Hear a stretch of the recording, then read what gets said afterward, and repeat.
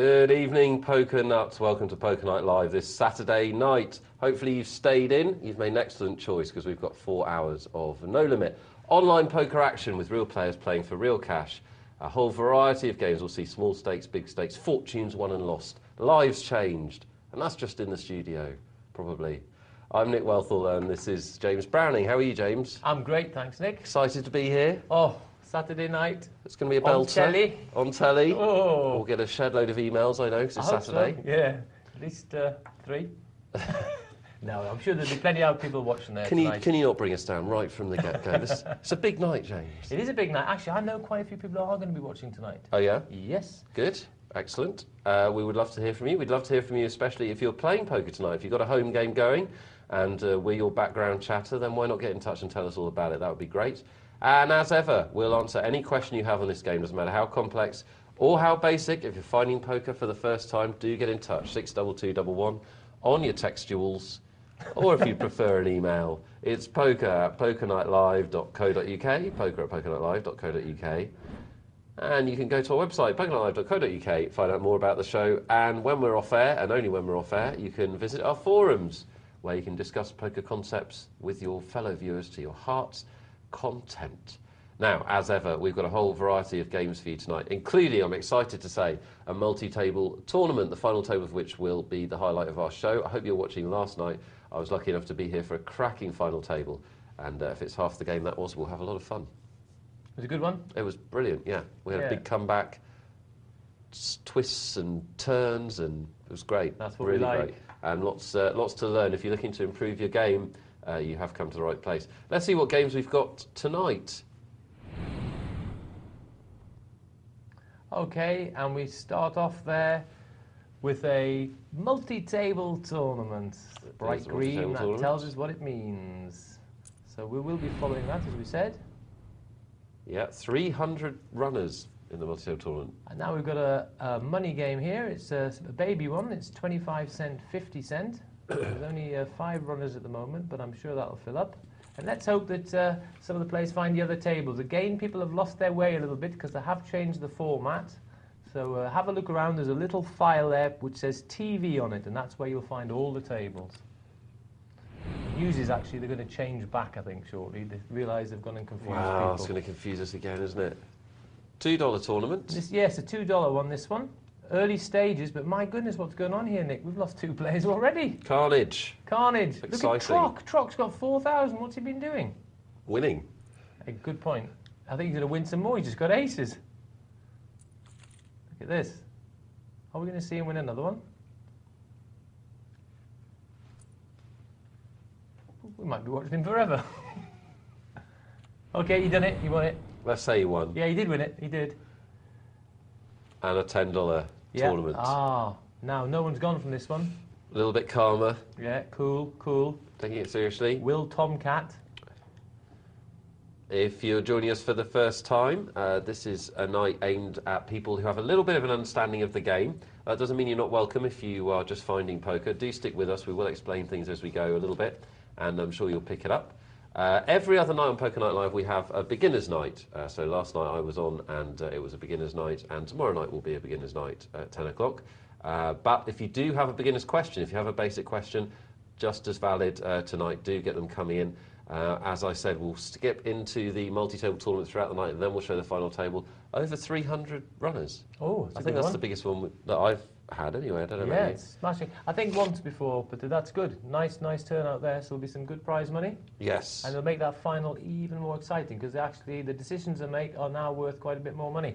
Totally. First prize, $840. That's Tasty. worth winning for $10. Excellent. Tasty. Now, those of you that tuned in last night will understand this apology. I'd just like to apologise for my voice, and that you may get a little sniffle from time to time. I did manage to contract a cold on air, which was quite impressive. Very impressive. And if I contract one as well, Nick, you're in trouble. Don't worry, I won't be kissing you until after the show. And that's just in congratulations for another good night's work. I think we better get to a game. Let's have a look and see what we're doing first. It's a little dive into our multi-table tournament. Aha, we'll kick off with that then. As Nick said, we have a big turnout there, 306 runners tonight, which is very, very good. We're in the early stages here. They started off with 1,500 chips. And we can see that flush ace here on this table, he's more than doubled up there. That's a lovely start in the early stages. And bitter, he's popped in 4 times the big blind. Took it down.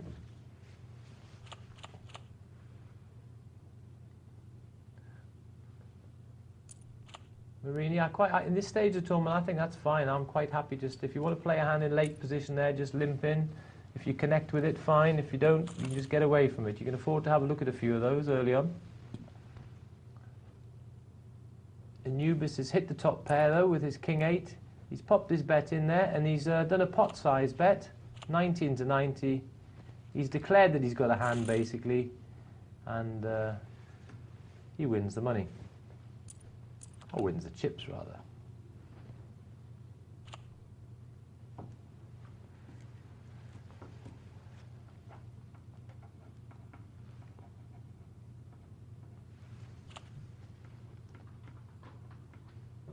Marini. Oh, he's limped in with 6-jack now. He's going to be having to look at most things, it looks like.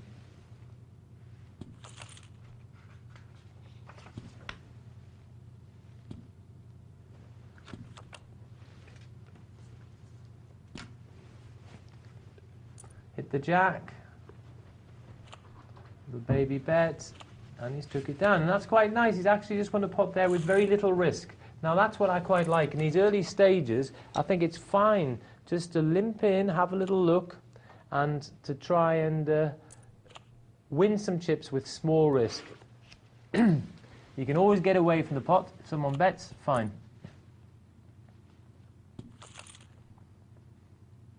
As I've stressed before, in these early stages, I do not want to be falling in love with one pair and risking all my stack in these early stages. I want to be trying to find a bigger hand, and I want to find an opponent who wants to fall in love with one pair and double me up. That's what I'm looking for. And I'll be prepared to be patient to do so. So I'll be just dipping my toe into the water, just to see if I can create one of these nice scenarios. So this is our multi-table tournament, and if you haven't watched the show recently, this may be new to you. Basically, very similar to our one-table tournament, it's a knockout basis. All the players get the same allocation of chips for their $10, and they play until the chips are gone, and we eliminate players like that until one player has all of them, all 459,000, if you can imagine that. Need a big suitcase to put them in? Absolutely. And the computer manages the tournament and removes tables from play as the number of players dwindles until we get to our final table in a couple of hours or so. 2 or 3 hours' time will be our final table. So do stick with us. It's going to be a good Saturday night, and the final table will be a climax to our show. A long way away for these guys. They're just trying to get through the early stages safely, make a few chips, but not cost themselves their tournament at this early juncture. Now, as I said at the top of the show, we do want your texts and emails. It's a completely interactive show. We are live tonight for the next 4 hours, and you decide what we talk about. Whatever the topic of your email or your text, we will pick up on. We'll answer your question, and others will probably chip in. So do get in touch. It couldn't be easier to do, guys. You can text 62211, 62211. Doesn't matter if you're a beginner or if you've been playing for years. We do want to hear from you, particularly if you're playing tonight's games. We'd love to hear from you. poker@pokernightlive.co.uk. And if you're playing at home right now, we'd like to know all about your home game and what you're doing for fun this Saturday night, even if it isn't poker. James and I can then live vicariously and pretend we were not working on a Saturday night. Yeah, we could dream what we could have been doing. Not that this is work, is it? No, this is actually great fun. In fact, I know, Nick, there's quite a few people watching tonight. Some people haven't watched before. Yes. And I'll tell you why, because they're actually playing at this moment tonight a very big tournament online. And it's a special format. They're playing with 10,000 chips. No, it's an interesting structure. So it's a deep structure. And so it's, in fact, it's the first time it's a 2-day tournament, so it's very interesting, because there's been a lot of talk in the poker world about, is this what people want if they want to have a slower structure tournament on the internet? So I think it'll be quite interesting to see if this becomes commonplace or not. Well, we'll see. So basically, it's a chance to be playing like a World Series of poker, but at home. So it's like you get 10,000 chips, the same as a World Series, and you start off with 25-25, so it's the same sort of structure. Interesting. Well, this one starts off pretty slow, and we do get quite a lot of play in this tournament, especially in the final stages. It's a good final table, isn't it? You get It is good. On this tournament, you get a fantastic final table. In fact, when we've looked at the final table before, we've often looked at the lowest stack, and we've seen that the lowest stack has still got quite a bit of play. They haven't just had to push in straight away. Yeah. They've still had a little bit of time to find a hand or find the right moment to make their move. Well, last night's final table, both are heads-up finalists. The last two competitors both had times on the final table when they were the shortest stack. One of them was the shortest stack when there were 6 or 7 players left. That was Michelle. And the final winner, what was his name? Epoko, I think. Epoko? Something like that. I apologise if I got your name wrong. I should remember. It was only 24 hours ago. He played very well as well. El Poco, I think it was. El Poco, that sounds better. Yes. El Poco. He was the short stack when there were 4 or 5 players left. So it, you know, it does give you plenty of chance to recover if you do, if you are struggling for chips. It is a really exciting tournament, no question about that.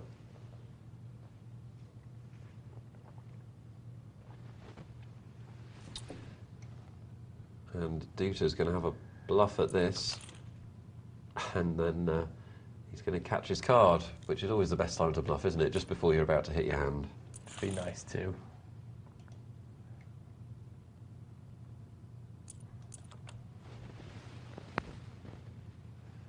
Pair of jacks under the gun for Bobby Box.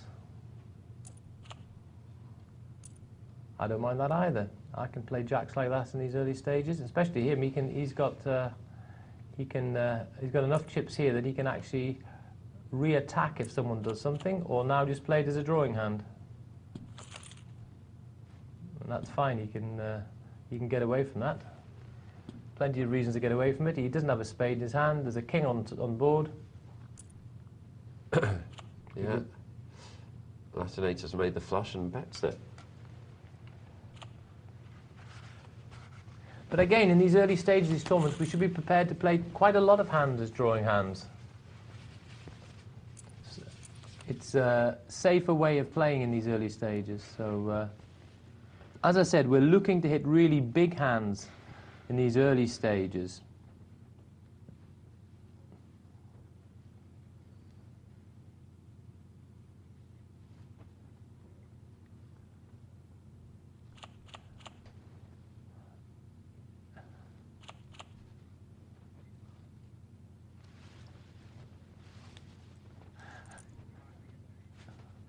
Okay, a little raise here, up to 90 from Bitter. He's made it 7-8 of spades. And I think he's going to just take down the blinds here, don't think exactly.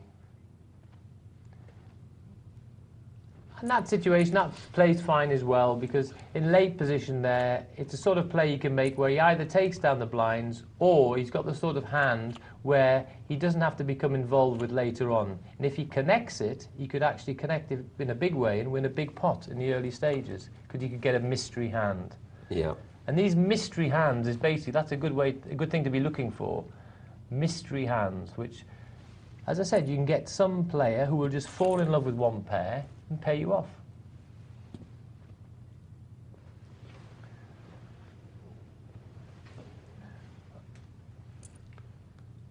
Top pair for Marini, and that should be good enough to take this one. Yeah, and he declares that he's got a hand. He doesn't want to muck around. He's saying, I've got the pair. There's my bet. So many cards that can hurt him with just a pair of 8s. Exactly. So he wants to declare. He doesn't want to play it. It's not big enough to be tricky with, because it's a card which gets overtaken so easily. Yeah. Just a taster of our multi-table tournament. Obviously, it's in the early stages. 300 runners. I can remember when that was a big tournament. Yeah, well, it is a big tournament anyway. Well, it is a big tournament, yeah, online. They happen every night, don't they? I know. I mean, they get other tournaments now. I think online there's one of the sites has 4,000 now. Extraordinary. It's unbelievable. That one is a big one, as James says. $10 each they've paid, and they stand to win $840 for first place. So 84 times your money for a couple of hours' work is not too bad in my book. Very good. We'll keep you posted on that. Do get the text and emails coming in. It's Saturday night, so I know you're relaxed and probably having fun at home. Let us know all about it and let us know your poker questions. Why don't you? poker@PokerNightLive.co.uk to get your questions answered live on air. For the time being, though, we're going to go to a cash game to warm us up early on Saturday night. We're here till 2, and this is our 50-cent $1 cash game, so the players can put down up to $100 on the table, and they can sit down for a minimum of less than that. What was it? 10. $10. You've got a code, you're forgiven. For what? I don't care about minimums, James. Oh, I see, of course, minimums. Who wants to know I'm not minimums? one of these low roller types. I say, how much can I put down? Yes. And then whop out my wad on the table. And you bring your money out as well, don't you? don't be disgusting. I mean, barely started the show. This is a cash game, so this is very different from the multi-sale tournament we were just watching. I'm sure many of you will be familiar, but just in case you're not, the blinds are 50 cent and $1, and they will stay the same. So the blinds are the forced bet, which on this round Gary and Emu have to put in, and that gets the action going. That gives the other players something to fight over, and the players that have to put that move round, the blinds move round one space every hand. And in a cash game, the blinds will stay the same forever. So they will be 50 cent and $1 as long as this game exists. In the tournament we were just watching, those blinds will escalate to force the action. And the players can pretty much come and go as they please. And if they run out of cash, they can put more down. But those numbers you see on screen are the actual cash dollars they have available to them. And it's no limit hold'em, so they can bet any amount of that money at any time during the hand. So Stevie C, if he wanted to, could put $96.50 into the pot right now. He probably won't. He probably won't. It wouldn't be too good just to try and win $9. No. Well, it was an up and down straight for Larry, but he's now hit his jack as well, so he likes it a lot. However, he doesn't realise that Emo has already got 2 pairs. So I hope Larry doesn't get too excited, because sometimes what happens is when you're on sort of one sort of hand, say like an up and down straight, and then you connect with a pair, sometimes you get overexcited. Yeah. And you lose perspective of the fact that that is actually just one pair again. And it's not the biggest pair, and the guy could have a king, he could have 2 pairs or whatever. In fact, that's what Larry's done. He's actually now paid him off because he's lost perspective of actually what his hand was worth. Uh-huh. But that's a common fault, I think. It's when we're going one direction, it's true our position has improved, but that improvement has not necessarily made us have the best hand. Yeah. And that clouds our judgment. Yeah, that happens a lot. Those are the players we've got lined up and the money they've got in front of them. Snap It and FKA, 2 of our regular players. SG145, I think I've seen play. I don't remember his style. And some new faces as well. And if the players who are playing the games we're covering want to get in touch, so much the better. Do you think that's his number plate?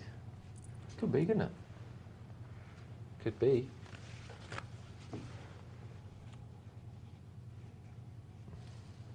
Right, so we look at our bets here, and we'll be looking at the bets in relation, as I always say, to the size of the blinds. That's how we can tell. It's all a proportional game, the betting in Texas Hold'em. We'll see what the going rate is. Once this table starts going, they'll sort of try to find their own level of what is the raise tonight, boys. What are we raising? Is it a $3 standard raise? Is it a $4 standard raise? Have we got a standard raise? So let's see. Well, that's a baby raise. It's a 1 with 1 from Bud Burner. Doesn't even count as a raise, does it? Well, it has to be called a flat raise. I think it does get a title from this. A rubbish raise. That's the title I've given it.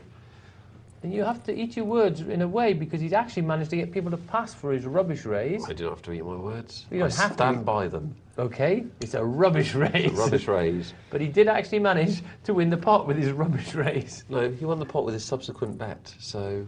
Yes, but that was on top of the Well, raise. we don't play results here, James. All right? Long run. Long run. What I'm saying is, raising double the big blind, not something I enjoy. Not something you enjoy, but I'll tell you what, I'm going to be a little bit the devil's advocate, because if a table, as I said, as a table starts off, you tend to find your own level. If a table will allow you to do flat raises, Yes. well, and accept that as a raise, which they did here, they passed to it, and then they passed to his follow-up bet, well, then you can get away with it and do it. I.e. you say, yeah, you classify this as a raise, I'll do it. As soon as they stop classifying it, say, okay, I'll raise the price of it now. Because the reason I say that is I've seen some people who I think are very good tournament players take control of a table by popping in these small raises. Yeah, absolutely. I think they probably succeed more in tournaments than cash games. I would have thought, because people are less likely to call for value in a cash game. Right. In a tournament. Sorry. Yeah. You know what I'm trying to say. Yeah, I know what you're saying. But as I said, you can try all bets. If one, you know, that one, we can't poo-poo it because he actually got everyone behind him to pass. So, but generally, I would agree, it's not, one should be declaring a raise to be a bit stronger than that. Yes. I personally like 3 times a big blind. It means that I'm not too committed to the pot. I can get away from it if I want to, but I'm still representing a raise. Anyway, here we've got our 4 times the big blind. Tends to fluctuate between these 2 levels.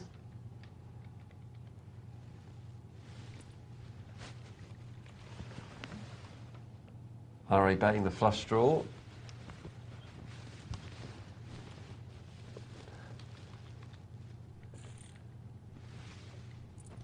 And winning, that's a good example of a semi-bluff. Doesn't have a made hand.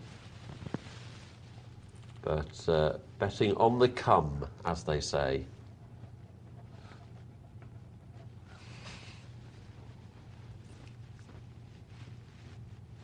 And successfully so. And there's another flat raise. Quite the trendy item. It's starting to get fashionable, isn't it? It's starting to get fashionable. No, but isn't it funny, at a table, there does seem to be a trend which goes on for a while, doesn't it? This, sort of this is the price for this, and it until then suddenly someone joins a table from another land. Yes. He's never heard of these funny things here. He goes, what's the idea of that? 5. 5 times a big blind. Ooh, where are you from? I'm from the land of 5 time raises. We don't do these flat raises there. Sweden, that is. Exactly. Is it? 10. Well, in fact, I've heard of an interesting story about a guy there. He's absolutely killing the small games. And what he does there is he absolutely overbets. He overbets most of the time. But of course, he's overbetting with big hands as well. And he just, he's been very, very successful, apparently.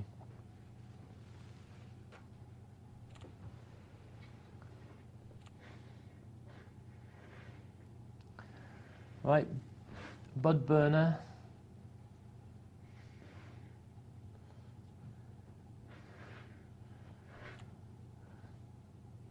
Not many hands out there. Emu. That's a good one. Just makes up the small blind. Well, he's got a flush draw. And yes, I like that. He's put in a bet there, pot size bet. That's good opportunism. Why? Because the thing is there, he just made up the small blind. His opponent didn't do anything. So therefore, it's likely his opponent didn't have a big card. So now he can presume that his king is a high card, is almost certainly winning. And to add to that, he also had the flush draw. So that was a great opportunity for a bluff, and he executed it perfectly. That was a good reading of the situation from Emu. That's a classy play in a 51-cent game.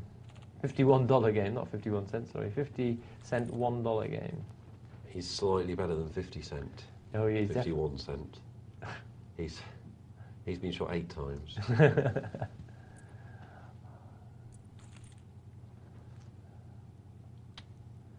And Good. It's 50 cent. That I mentioned just briefly that I saw his PS2 game, 50 cent game. Actually, Yes. I confess I actually bought it for my son. Did Oh you? my goodness. It is scary. do you want your son to be a gangster rapper? Is that what you're trying to I say? think it's too late now. I've done it. I didn't mean him to be that, no. But Oh dear. I think it's going to happen. You're watching Poker Night Live. I'm Nick Wealthall, and I'm with James Browning. And as you should be aware, it's Saturday night. I was just going to say, as you may know, it's Saturday night. You probably do. Probably well aware. Very aware. I hope you're having a nice weekend, guys. I hope you're enjoying this cash game, and that you will enjoy the rest of the games with us, including the final of our multi-table tournament, which is coming up in a couple of hours. And in the meantime, why not write us an email? Let us know what you're up to. Let us know anything that's bothering you about this game. Any questions you have, no matter what your level of play. We want to hear from you. And we want to answer your questions live on air. So give us the chance by contacting the studio. You can text, if you like, 62211, 62211. Or if you've got something longer to say, why not email us, poker@pokernightlive.co.uk. poker@pokernightlive.co.uk. We'd love to hear from you, and we will get through as many as we can tonight. If you're playing poker while you're watching us, which I know a lot of you do, if anything interesting comes up in any of your games or any of your problems that come up in any games, fire away, send a question about it, relate the circumstances of what happened, and we'll be happy to discuss it. I know lots of people play poker and have Poker Night Live there and they're buzzing away in the background. Absolutely.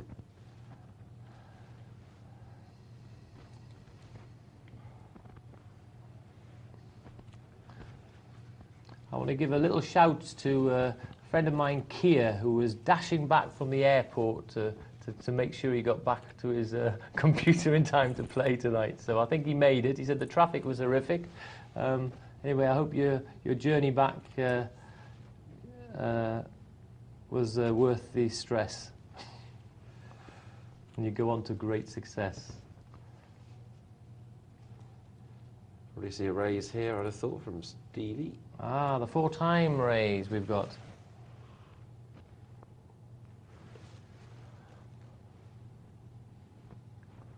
Bud Burner. I think he's just, this is for show. There's no way is he going to call this exactly. Bud Burner likes to see a lot of hands, doesn't he? He wants to be in a lot of hands. So it's that way. FKA there, rather nice position. He's got a pair of aces on the button. Unfortunately, oh, he's just called as well. He definitely, oh, and it's worked out perfectly. Look at that. He's ended up heads up, and he hasn't even declared his hand. Popped in a little 2. He's unfortunate that Gary Gurness hadn't connected at all. Okay, a little bit of variety there. That was all right. I don't mind that. A little limp with the aces. Yeah, every cheeky. now and again, I think it's right to do it.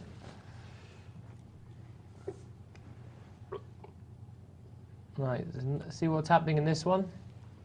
We've had another flat raise, Nick. Do you see this? From SG 145. Yeah. 1 with 1. Yeah, 1 with 1. Just to annoy you. Doesn't annoy me. It does annoy you. Doesn't. Oh, it doesn't. It used to. Nothing annoys me. Okay, sorry. You just don't like them. I don't like it. No, it was I'm not annoyed. gonna let Niggled it- you then? I'm not going to let it annoy me. Niggled. I've got loads on, James. If I let that annoy me, Oh, yeah. you know, where will I be? We're going to take you away from the cash game and check in with the multi-table tournament, see what these boys are up to as they quest for the grand prize, $840 for first prize in our multi-table tournament. And they've only paid $10 to play, so that's a pretty sweet deal for some lucky punter. Or skillful punter. Well, yes, they will have to beat 305 opponents because we have 306 runners. No mean feat. There's a lot of poker to hack your way through. And we should have a look in these early stages to see if we can actually pinpoint some of the people we think might be heading towards that final. That might be fun. Well, I think we're at this. Camel is the chip leader, I presume.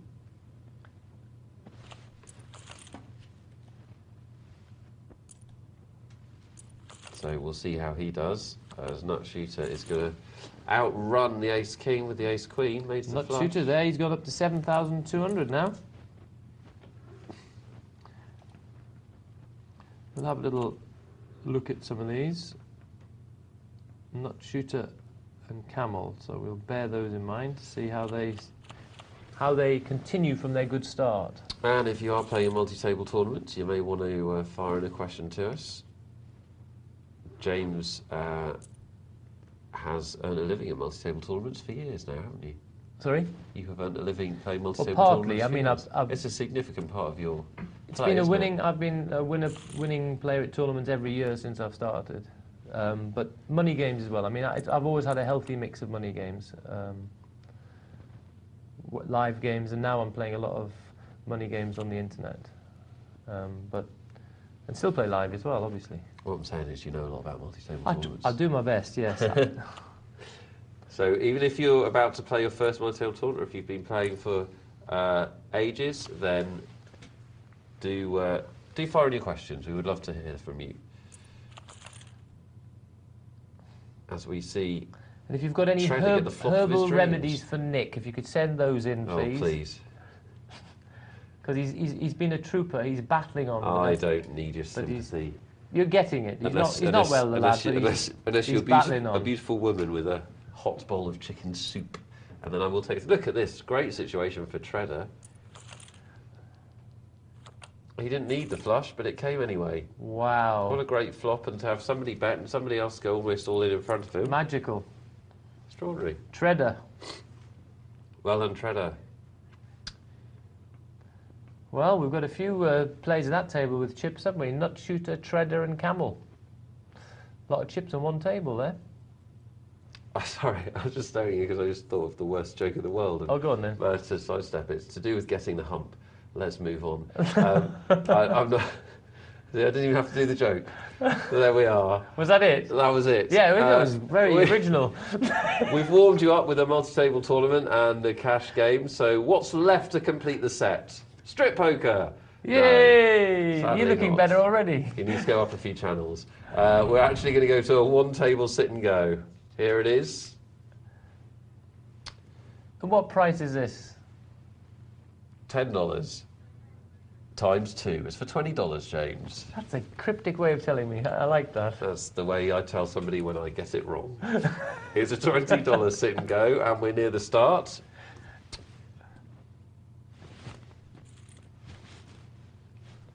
And here are our runners and riders for this $20 sit and go. 8 players. And if you've seen the show before, you'll know what's going on. If not, this is a one-table tournament. So the green table is a multi-table tournament, does exactly what it says. Lots of tables. We can only see one of them, but over 30 tables being played simultaneously. This tournament is confined to this one table. So these 8 runners are the field. And they each put up $20 plus a small fee to the site for hosting the game. And the prize pool is made up of those 8 times $20, $160. And they play No Limit Hold'em. They each get 1,000 chips, that's $20. They play No Limit Hold'em, a knockout basis. The blinds escalate every 10 hands to force the action. And one player will end up with all the chips. Well, sounds like fun. You knew that, didn't you, James? I did, but it was good to hear it again. Never gets old, does it? Well... It never gets old. It never gets. Yes, it's fresh, just like the first day you said it.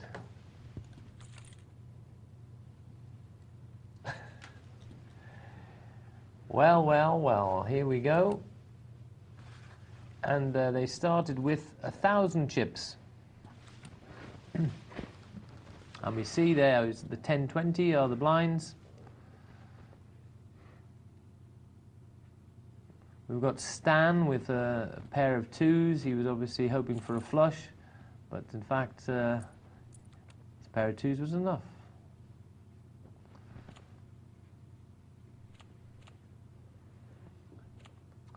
Chupa, what's we going to see from him?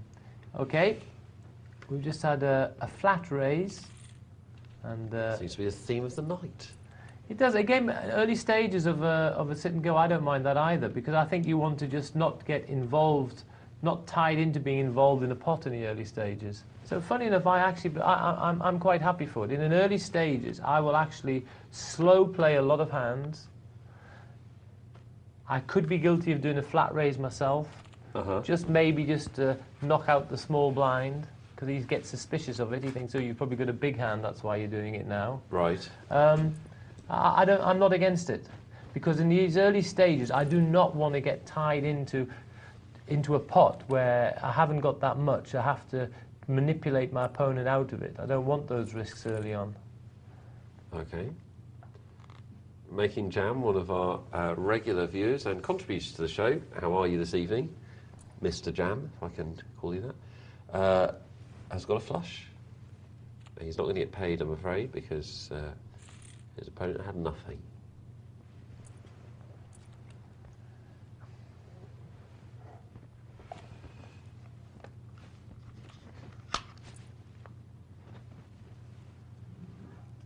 And just a call from Chupa with his ace-8 of diamonds. And look at that, it's fantastic. He's ended up, just by calling, being in position without having to risk any more chips. That doesn't mean it's the right thing to do, though, does it? It shows you it can happen, though. And what does that mean? Well, it means that in that case... All things can happen, James. It does, but it shows that it happens quite a lot in these situations. And if it does, then it's fine. You can try it. If you can get away with doing something, you can do it. You mustn't be sort of just stuck in your ways playing one style. Are you saying I'm stuck in my ways? I'm not saying that. I'm saying I think I probably am, if I'm honest. I think one shouldn't be stuck in one's ways. One has to test the water. Okay. It's because basically, it's in poker. It should also be a part of when in Rome, do as the Romans do. Just because this table plays differently to how people you normally play with play, find out. Find out what you can do. Test the limits again. Will they let me get away with this? Oh, they do. I'll try it then. So that in that way, I'd advocate that. I think we should always test the water. Can you see a? I know, totally. Merit to that? Oh, I'm up for experimentation. Definitely, within reason. But I think, yeah, fine. I don't know. No, I know. Listen, as a generalisation, I agree with you. It all worked out very nicely there, but I said as a generalisation, I agree with you. Very good. But I believe you should test the water. Okay. If you can get away with something, do it. That sounds bad, doesn't it? Not very moral, is it? No, it doesn't. Yeah, do it. Doesn't matter. Doesn't matter what it is. Don't worry about it. Do it. No, I didn't mean that. Blew off.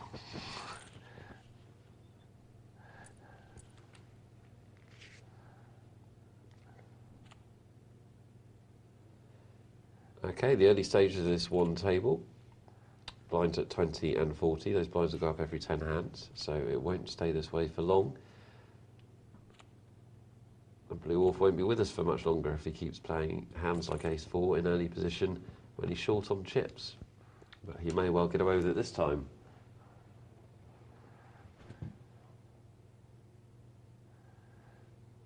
Well, he's got two pair.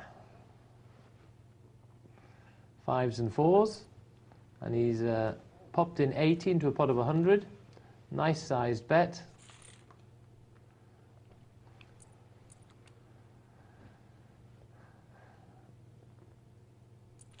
And he's just called there. He's with Queen 10. And we can see so far this table is quite passive. And again, another flat raise has been, from early position, has been allowed to come through now. And hit two pair as well. Yeah, he plays a lot of hands, doesn't he, Blue Wolf? He does, yes.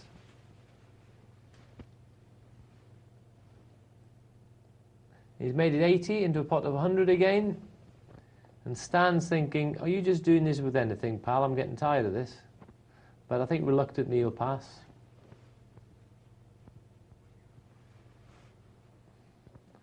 I think slowly he'll pass, if not reluctant. Yeah, slowly he'll pass. Okay, Blue Wolf takes that one. Well, he's having a little bit of a build-up now. He's got back to half his starting stack. Let's see what happens here. There's not many cards out there of any note.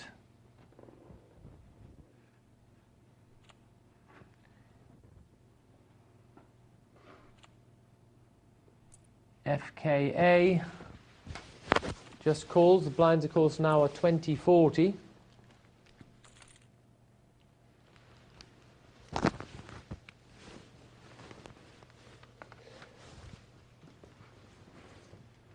And no one's connected with this flop. Aha! And they still haven't. That's what I thought. Aha! No. No, not a jot. Well, now at last we've got Blue Wolf has just connected. How confident can he feel? He just checks. Are we going to see an attempted steal? No, we don't. Blue Wolf just wins up merit. So again, as we said, we look at this table. This table is playing very, very passively, isn't it? So it is very passive. So therefore, we take note. That's what we should be doing. When we're playing in the game, we should take note of what the style of the table is. And now, we know in this table it's quite capable of, you're quite capable of getting away with limping in, because people don't bully you out. So it's quite right to limp in with a few hands here, just trying to connect. Nothing. Or, the point you made earlier, if the flat raise is working... Yeah, you can pop in that one in as well. So you've got a choice, so which is quite nice. See how I learn and adapt. You do, you're enjoying it as well, aren't you? I love a bit of adaptation. Exactly. No two ways about it. Well, we're going to be taking some of your emails very soon, in about 10 minutes. Still time to get in before then, if you've got a good one. And still plenty of time to get your email sorted out in the show, of course. We've got over 3 hours left. So do let us know what you're up to if you're playing poker at home tonight. We want to hear about it. If you've had a good or bad week, we want to hear about it. Any questions at all you have, poker@pokernightlive.co.uk is the email address, poker@pokernightlive.co.uk. Get typing and get your email read out on the telly, which is always very exciting. It's brilliant. I remember once, about 4 or 5 years ago, I emailed the baseball on Channel 5. Yes. And they read out my baseball email. No. I was so excited. Brilliant, that was. It was during the World Series. I was terribly excited. Perhaps a bit too excited. Yeah, you still remember it. I still remember it. I wish I'd videoed it. It was amazing. Did they comment on it? I was a bit critical, so I was a bit opinionated. I think you know, they liked it. I think. I was actually. I think it's just as well you didn't record it. I was so excited, I didn't actually hear what they said about it, if I'm honest. Which is a bit pathetic. Yeah. I am a bit pathetic. Let's go. Let's go through a matrix. Woof. I mean, in fairness, it looks nothing like anything in the Matrix, but there we are. No, but that's the name we've given it. So the noise and everything, it's just. Yeah. If they put that in their film, they wouldn't have done 400 million worldwide, would they? Probably not. No. No. Bit more Tron. Let's go through the Tron. This is the multi-table tournament. We're checking in, and still in the relatively early stages. The blinds are 75, 150, and we'll have cut out quite a few players by now. Well, we've got a few more stacks. We've got Sultan there, 7,000, over 7,500, and Fabrizio. We know him. He's been around. Oh, has he? I think so. 7,810. No, not tonight, but on the. I've seen him before. Yeah. On the site, yeah. Tending his wares. Yes. So the blind, big blind is 150. So how do you judge whether you're comfortable in a tournament or not, James? Do you use an amount times the big blind, or do you use Harrington's cost of the round method? No, I'm aware of Harrington's method, but I still believe that looking at the size of the big blind is fine. The reason is because the last level I look at is where I think I can still have a good chance of people putting the hand down is 7 times the big blind. Because I look at a guy, say, if you're on an average stack, you don't want to pop in 7 big blinds into a hand particularly. Yeah. Unless you think you've got a decent hand. So you're not going to just, I'll just chance 7 big blinds. It's too much for you. So that is my dying level for expecting that I've still got a good chance of people passing. So I need that passing percentage to be added to my hand, and I've still got it at 7 big blinds. Yeah, I think that's good advice. We've actually are down to 82 players. We started off with 306 in this tournament, so they've already over 2/3 of the field is gone.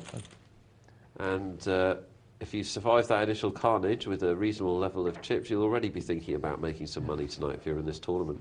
So let's have a look here now. So 7 times the big blinds, 1,400. Now we're looking at obviously Camric there. He's under pressure. He's gone past that level now. 1,065. So he really has to he has no other play now as far as I'm concerned. His next play is he's all in. That's what he should be doing. That's it. Cut and dried. In fact, he should have made the play prior to this. He's left it slightly too late. Because now, the reason is the big blind's already got 200 in, so he only has to call 800 now. So you can see that it's harder for him to get people to pass. Yeah.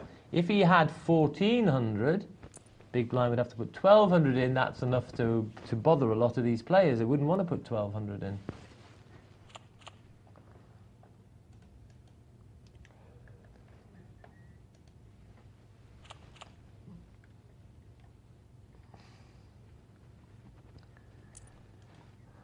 Ston's made up the small blind. We've got Steve X there. He's got a pair of 7s. But we've also had a flat call from Sultan, and that might be worrying Steve X. And it obviously was. He didn't want to put any raise in there.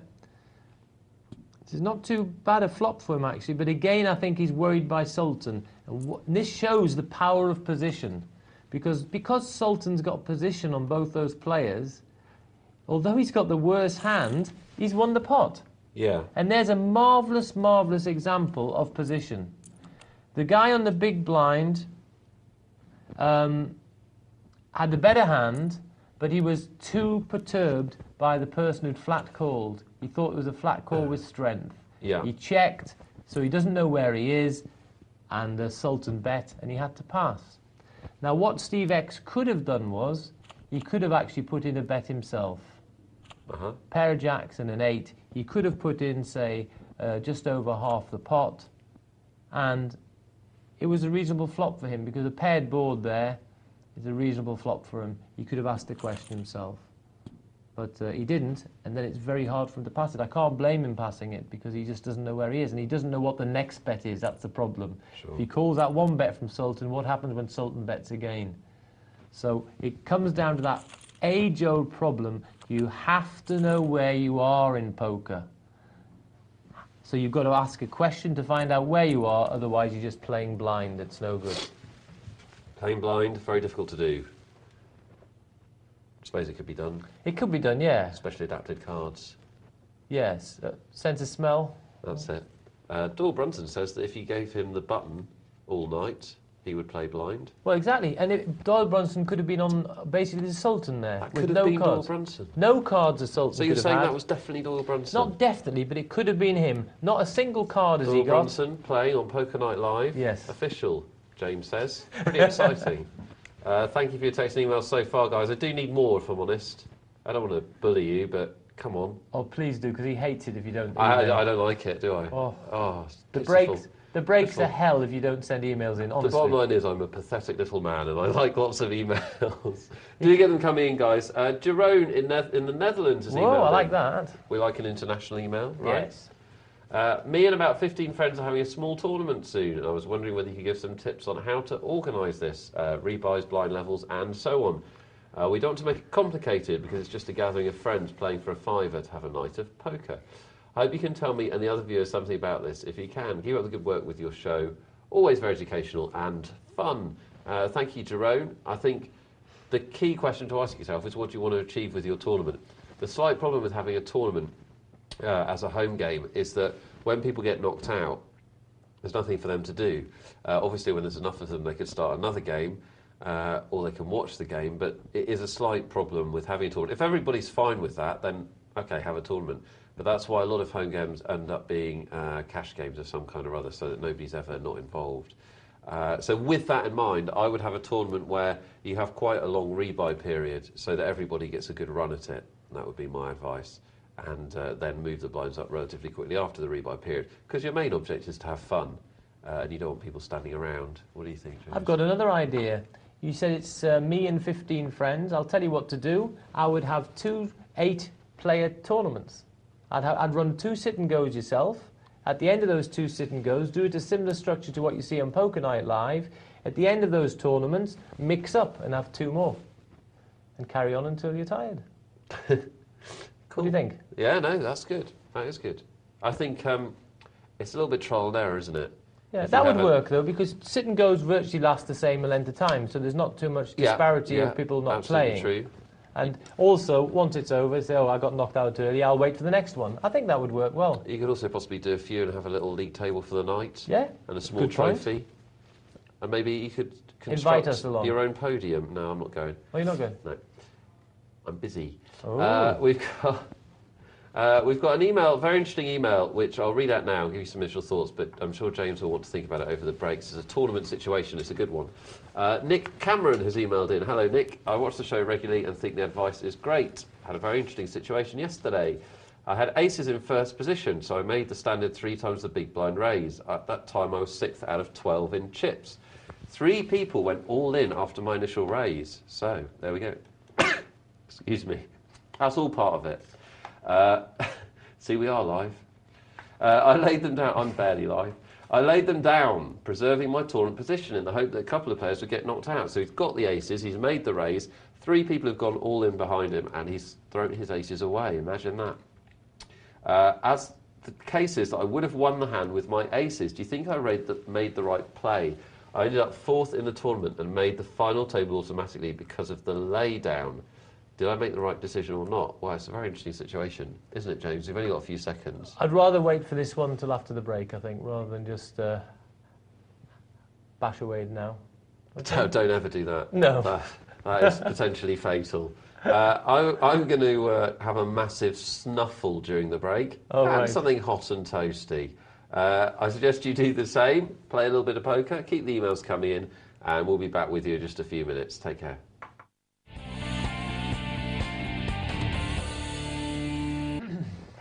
Welcome back. I hope you're having fun this Saturday night. Thank you for all of your emails. Before the break, we had a very interesting one from Nick Cameron. Thank you, Nick. James has been doing some homework, haven't you, James? I have a little bit of homework, yes. Just to refresh you, or if you weren't with us before the intermission, which they used to call it. Do you know, my cinema in my hometown, which, to be fair, is the end of the world, no disrespect to anyone there, but it's a hole, still has an intermission in films. Oh, really? You're literally halfway through a major motion picture blockbuster, and it'll go intermission, and a woman comes out with little old lady a tray with the chalk ices. 2006. Fantastic. Brilliant, isn't it? I think they should bring it back. It's terrible because you can't... Otherwise you've got to go all down the stairs to the foyer to get your We stuff. could just not eat ice cream and watch Can't the do film. that. She should be there with the popcorn, the ice cream. You don't have far to go. It's much better. And that's why you don't have a girlfriend. Excuse me, sir. I don't either. No problem. It's not a good thing. Nick Cameron's email. It was a very interesting one. He raised with aces. Imagine this scenario, if you will. He's 6th out of 12 players in a multi-table tournament, so he's done brilliantly. He's found the aces, Yahtzee, it gets better. He's made a raise, but then 3 people have gone all in behind him. What does he do? Because obviously 1 or 2 of them is going to get knocked out, which is to his advantage. He's got the aces. He decided to throw them away. We don't think it's the best idea in the world, do we? I don't think so still, because... Here's why. What I've done is I've had a little look there, because if these people are going to go all in, well, you could actually have the scenario where they've all got actually big pairs. That's possible. That's your worst case scenario, isn't it? It's not your worst case, as it happens. It's not? No. Funny enough. Because... I knew it. No, it isn't. Because it's just a scenario. It's a scenario. Let's imagine that they had kings, queens and jacks. Okay? Now, you with your aces would actually win this pot 54.2% of the time. So that would be pretty good. Because you're getting, you're getting all these chips here, 3 other people. So you're getting a massive multiple of chips. You're a huge favourite probably to win the tournament now. So you get a lot of equity from winning the tournament because the tournament's generally a top heavy and most of the money's for first prize. So that's what we have to do, is try and win tournaments. That's a marvellous situation. Now let's say, OK, what happens if two people had pairs and say, oh yes, well what if someone had suited connectors? They're good. Very good. You're right. If we had, say, we had aces, someone else had kings, someone else had queens, and someone else had 6, 7 of clubs. Well, the 6, 7 of clubs would have more chance than the kings and queens. They'd have about 20%, as opposed to the kings 17%, the queens 13.6%.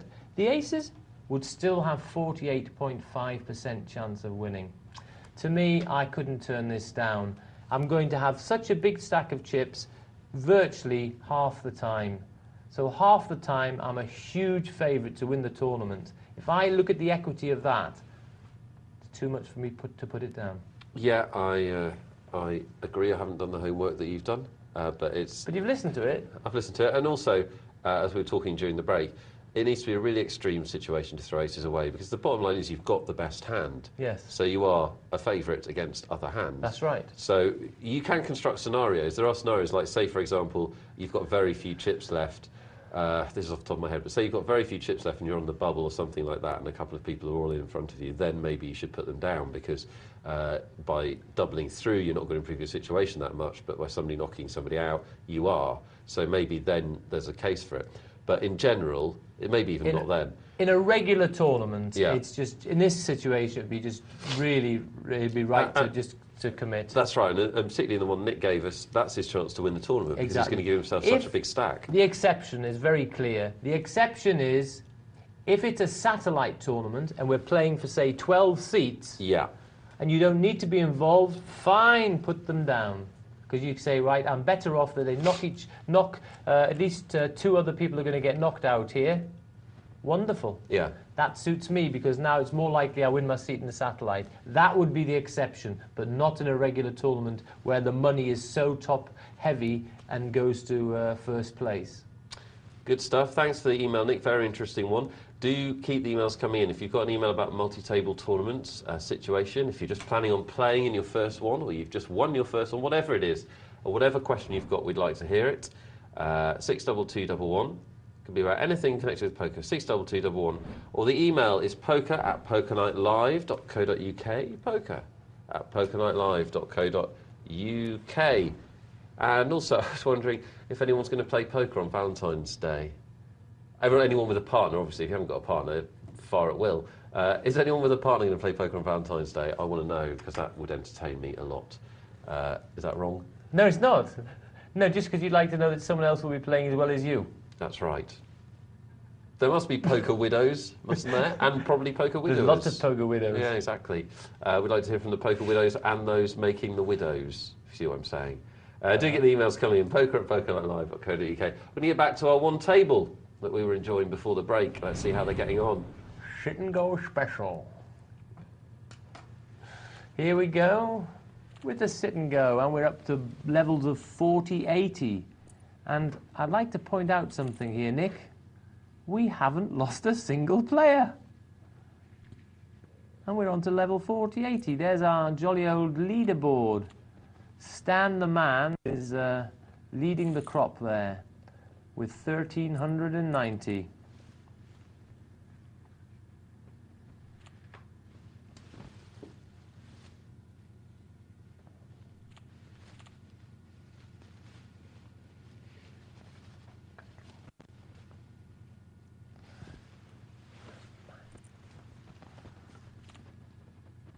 There's Stan the man.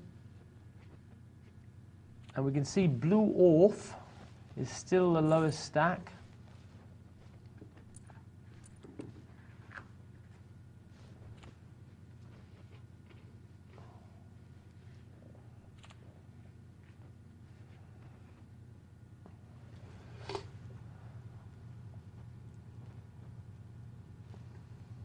Nobody wants to go home, James. That's the bottom line.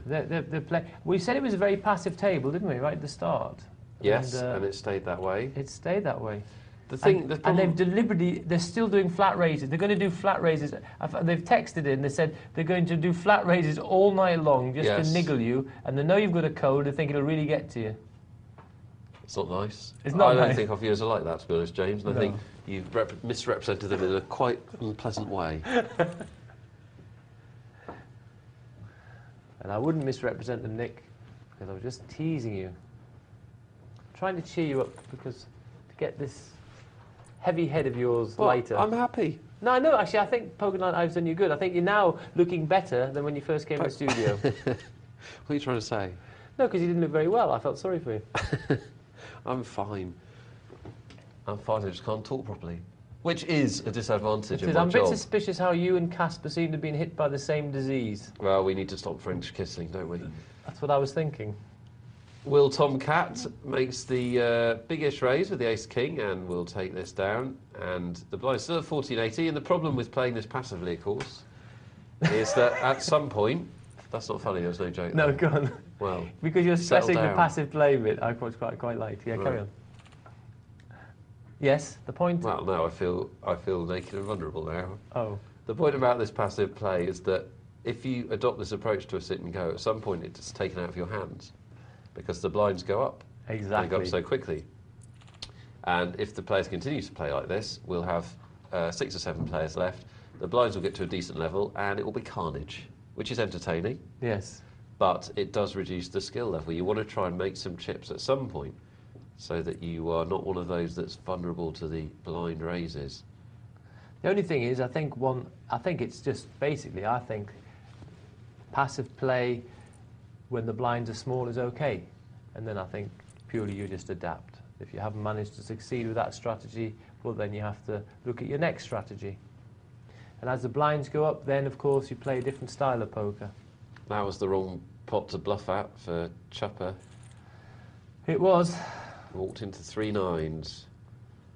That wasn't passive. No. Or clever. All the way to get the lolly. No.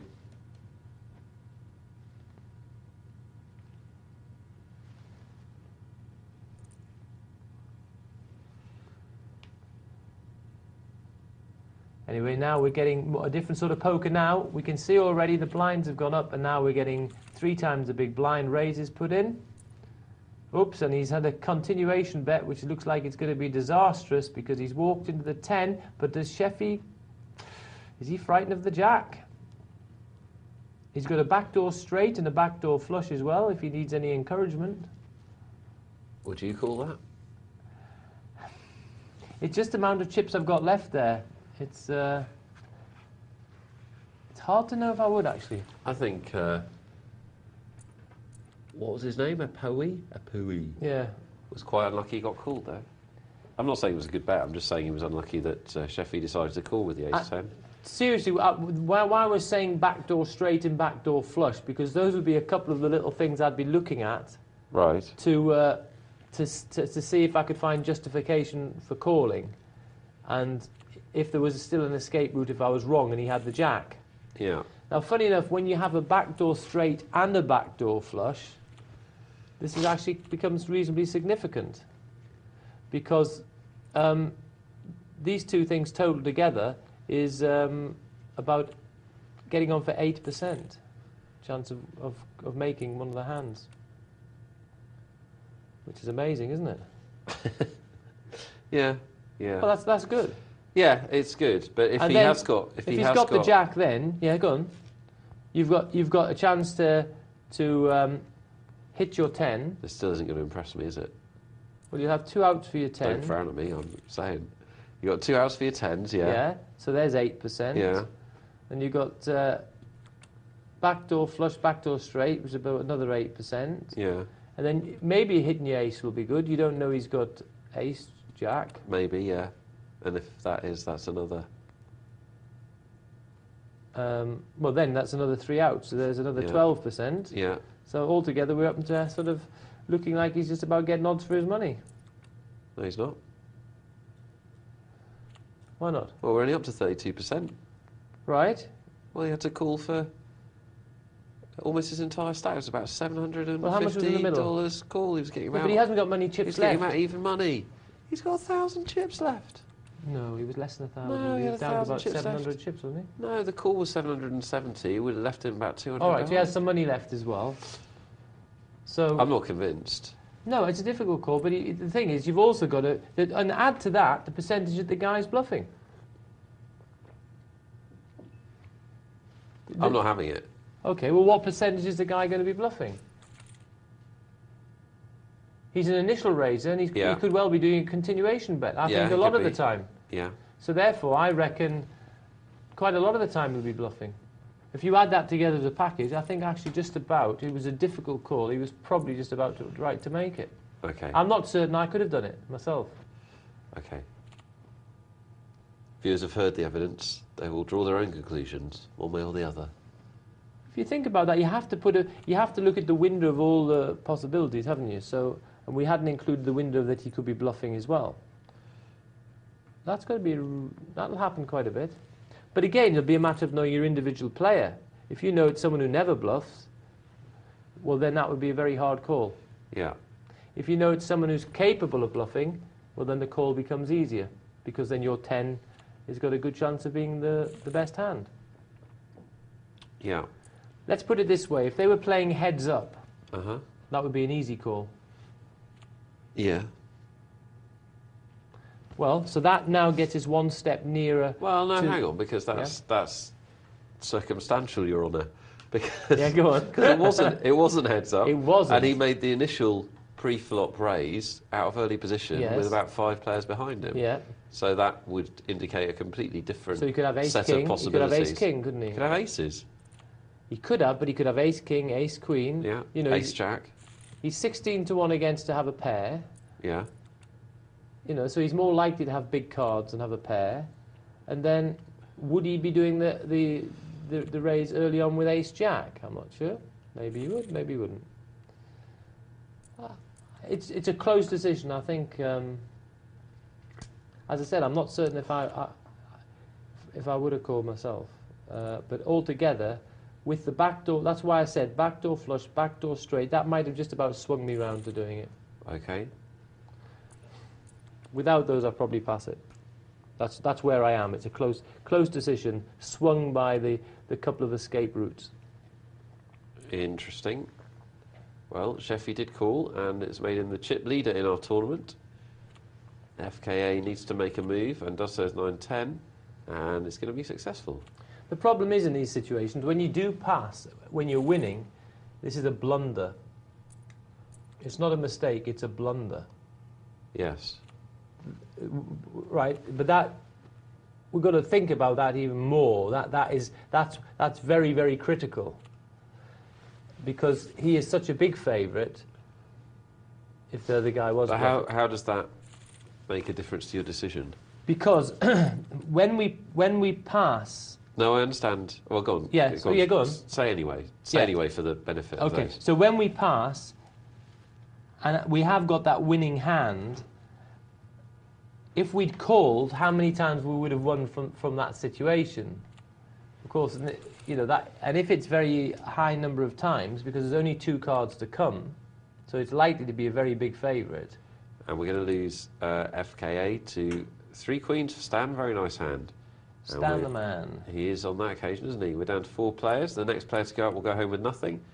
The remaining 3 will share out the prize pool. Sorry, Jack.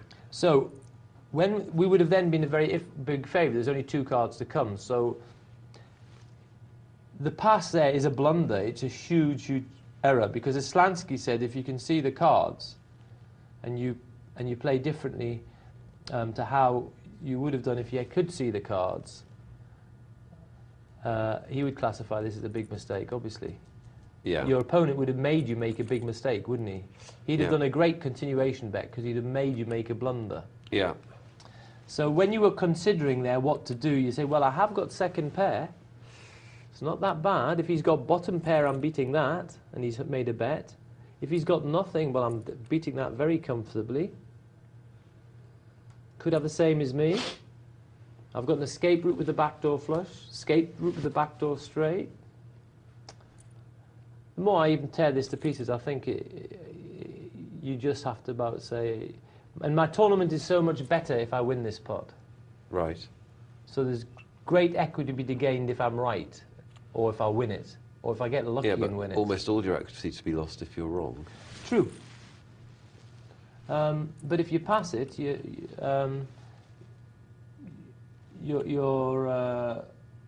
in the rear of the tournament anyway, aren't you? So you're still. Well, no, I think he was all right. He was comfortable. I think he had 1,000 chips. Well, you only start with 1,000, so you hadn't made any progress then. When there's less plays, the average is obviously more than 1,000. So.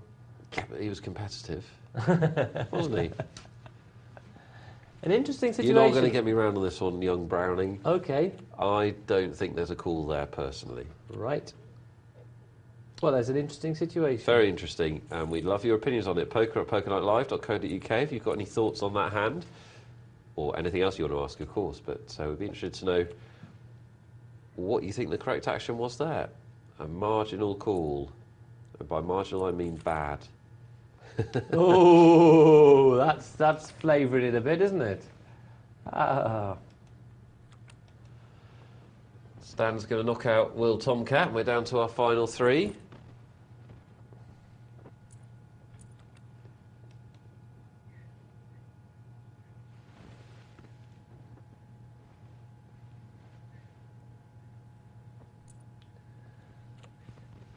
Making Jam has found ace-10 at a very nice time.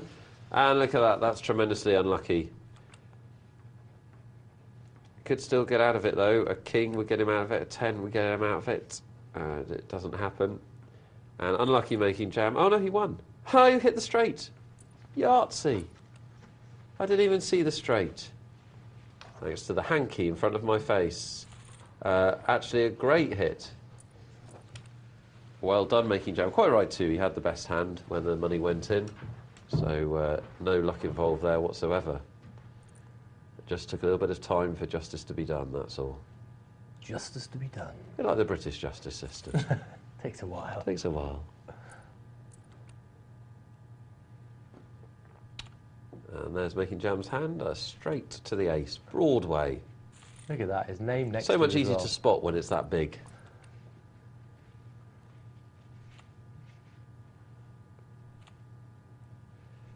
Aqua. And this is an interesting situation. All of these players are around about the same chip tally, although with that pot, Stan took the lead. And I don't see the players think about their decisions at this point in the tournament, because they are really, each decision is highly significant. We won't see that, of course. Well, they're limited a bit because the blinds are so big, 326.40. Making Jam's got to put his chips in here. Absolutely has to. I agree with it's you. It's a no-brainer. He doesn't want to leave 960 in the middle. Yes. Good. And wow, well done. He's sneaked into second place with an aggressive play there. Do it again. Making Jam. All in. I agree, Nick. Let's see if we can make him with the power of our minds. Oh. The crowd, they groaned there. Just needed a little bit more bravery there. Ace high, three-handed, very often is going to be the best hand. We wanted him to go for a top spin forehand down the line. And he just dinked it into the net. Yeah.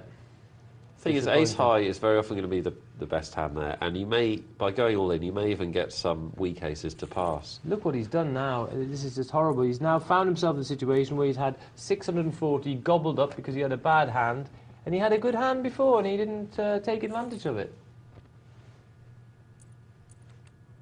Great shame. Oh, well, he's going to do it now, Nick. There we go. Ace, king. I'm sure he's going to whack it in there.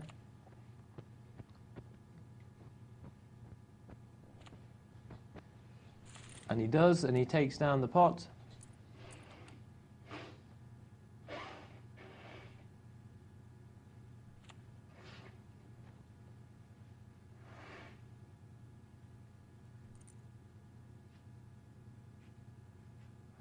Ace, jack.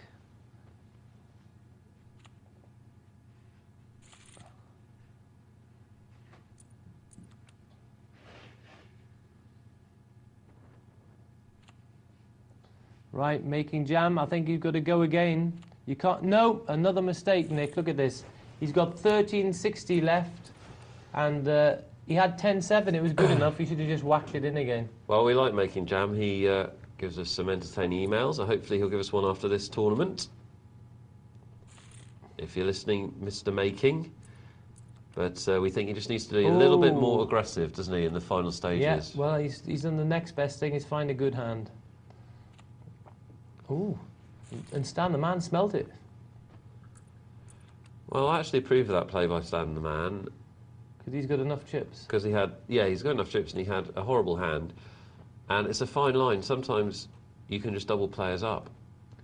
Right, well done making jam this time. He's aggressive with the ace. Yeah, this time he was. Now he's gone in front. Well, the blinds are enormous now, and they've gobbled up Sheffy, unless he can find a queen.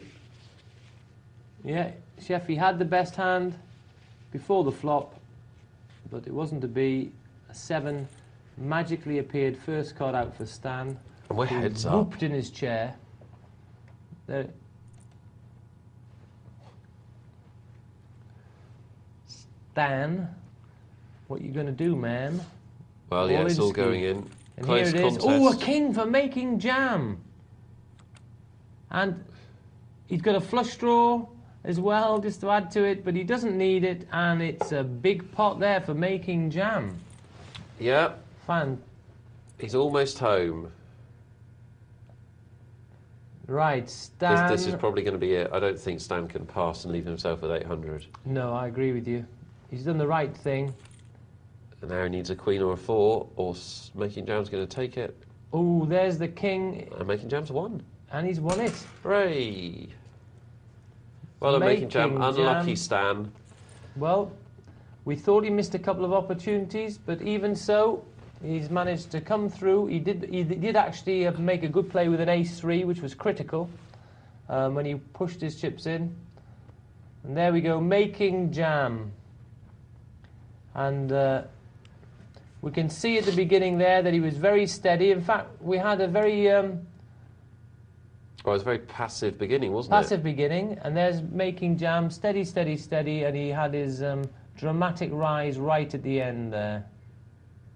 Stan the man, unfortunately, had a case of the droops just towards the end there. He, Happens to the best of us. He was riding the camel there. You can see you can see the camel there, Nick, in the yellow. All right. And you may be able to see that. I can see the... Yes, I know what you can see, the woman Nick. that abandoned me when I was 4 years old and caused me lifelong pain. What the interesting thing for me about that was that Making Jam won the tournament, and we're pleased for you, Making Jam. Send us the email to tell us all about it. But he also made some mistakes. He did make some mistakes, and the fact that he won the tournament is irrelevant to whether he made those mistakes or not. And there were some areas there where he can improve his play. So I hope you all learn from that. You need to be aggressive at the end of these tournaments, and especially if you're low on chips, you can't afford to pass things like king high when they're three-handed, when you could take the blinds, that kind of thing. That's right. So you do need to be aggressive. Having said that, he won, and that's great. Happy for you. Well done to all of our players. We're going to dip into our multi-table tournament and see how they're getting on. Here we go, multi-table tournament time.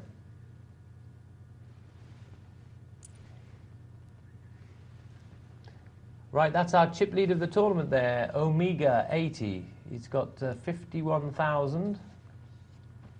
There's Nutshooter, who was doing well before. I remember him in his early days. Yep.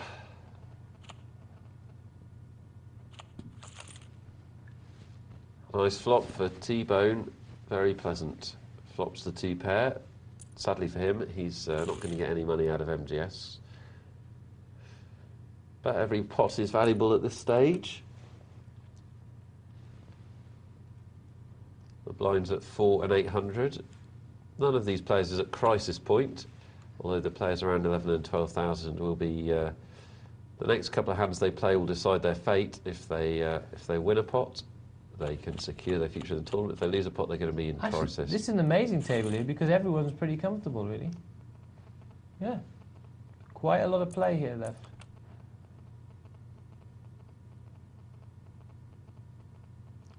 $51,000 is a lot of chips to have with the blinds at 4,800, isn't it? Wow. My goodness. Very nice position to be in. Luxurious position. Absolutely.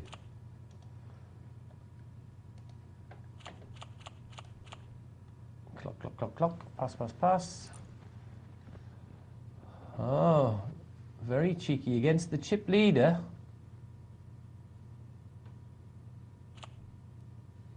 No. He's not up going a to do few anything. more. The chip leader there bullied him out of it. He did want to know. And that's advantage. The thing is when the guy with the chips is there, people are frightened. Because he covers everybody. Let's see. Oh, he won't be doing anything this time. Telepi has moved in with his pair of eights. He's made it 4 times. Oh my goodness, how wrong can I be? What a strange play. Well, that's obviously a move he likes, coming over the top of a razor. Telepi's going to call him, though, I'd have thought. I mean, this is quite... I mean, he's not bad shape, the King 10 here. I mean, he's underdog, but he could be up against so much better a hand. That's a very brave re-raise by Omega. I think Telepi has to And call. he's got it. Oh, my goodness. I think Telepi had to call them because... It's difficult, isn't it? But it's far more likely he's up against 2 big cards than he is up against an overpair.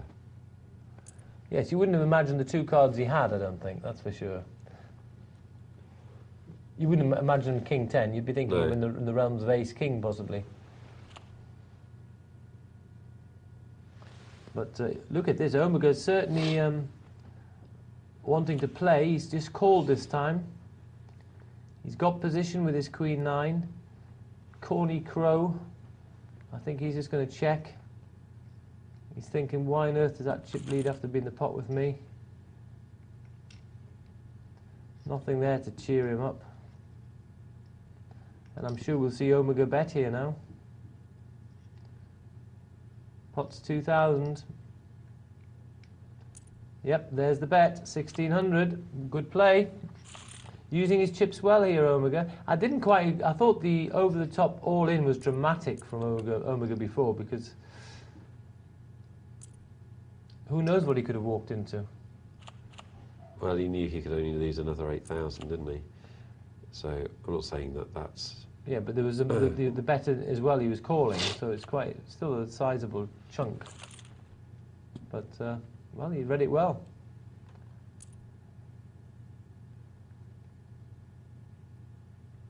And bet of 1,600 from Gregory, and Omega doesn't believe it.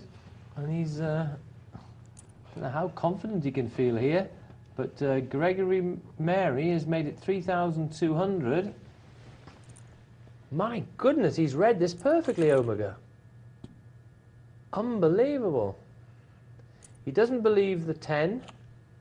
He doesn't believe anything better. He's up to 70,000. It's an Very easy game, impressive. isn't it? It's an easy game. He's making it look easy, isn't he? Well, Well- he's obviously had one of those nights where everything he's tried has worked, so he's... Walk on water. yeah, so he's playing without any fear, and that's a very powerful situation to be in poker, no doubt.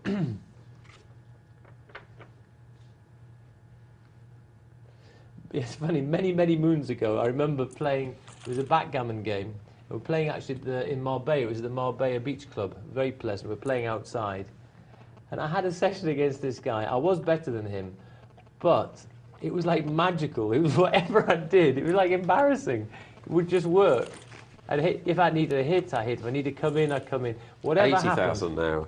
And I think he's in this zone now, isn't he? He's in the anything I do work zone. Very nice place to be. Extraordinary run, and we saw a decent portion of it. 80,000 he's up to. Obviously, we'll see what happens to Omega as the night goes on. There's no limit hold'em, so it could all change. I think we'll see him at the final. Well, we should. Yes, We with that should. many chips. But will he be able to convert that big stack into a win? $840 the guys are playing for in that tournament, and they only paid 10 to get in. That's all right. Fantastic. Guys, we're taking your emails. poker@pokernightlive.co.uk is how you get in touch. We'd love to hear from you this Saturday night. I hope whatever you're doing, you're having fun. And I hope you're going to stick with us for the next 2 and a bit hours. We've got the final of the multi-table tournament coming up. But now we've got something a bit different, James. I know, it's exciting. Isn't it? No, it is. I like this. We've got a heads-up match for you guys, Yeah, but wait for for big it. money. Woo, for mega money. They've sat down with the maximum money each, $10,000 each. And this $5,100 is are a the blinds. 50-100, and it's heads up at the moment. I don't know if it's a heads up game only, I'm not certain, but This will be very interesting to see. Top players playing heads up. This is an education. We are lucky, lucky bunnies. It's made my night anyway, I can tell you. Okay, let's see how it's played.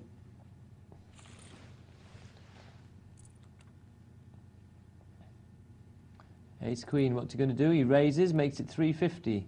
Susie Basson passes. It should be quite a lot of... Ooh, this is interesting. Might have a contest here. He just calls with the ace 5. Roy Green on the button. And connected with the ace. And Roy Green's connected with the 8. He's made it 180. He's called it. I thought he might. There's that situation where that's bottom pair he's called with. 411. Interesting price, but no. Roy Green says no. Yeah, I hope this is going to be a lot of interest for you guys at home. I know a lot of you don't play heads up very often, but of course this is where the money is. When you do well in a tournament, you've got to do well in the heads up to win it. And we should learn a lot, as James says. Have you seen either of these players play before? No, I haven't. But this is, this is amazing poker to watch. This is real money, folks. $10,000 each are sat down, and they're playing 50-100. It's a big, big game. It's like the end of Rounders, isn't it? Do you remember? I mean, this is 10,000 each. This is just brilliant to watch. This, you know, we can see what they're doing. This is fantastic.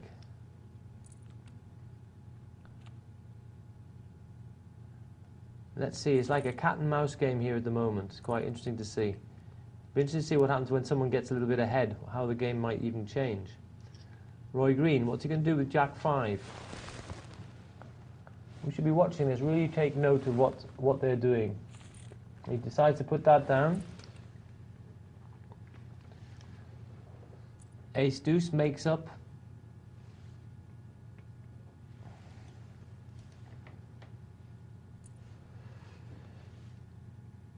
Yeah, curious that Suze Basson didn't raise, and he's managed to get himself into a little problem here. And he passes, ends up passing the best hand. If he'd raised, as you normally would with an ace, heads up. Yes, I think about being out of position was the reason with his ace small. Well, I think that's even more reason to raise, to be honest. Well, to maybe just take it down so you don't have to play. That's a good point.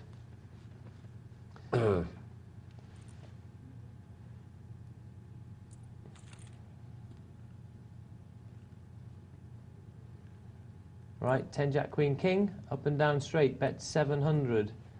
No connection. Ooh, what? Oh, he's now done a re-raise with nothing. Yeah, check raise bluff. Well, he has got a backdoor flush, backdoor straight, but they've all gone. He's hit a deuce now, actually taking the lead. Very important to follow through on his check raise, and he has done that. Wowee.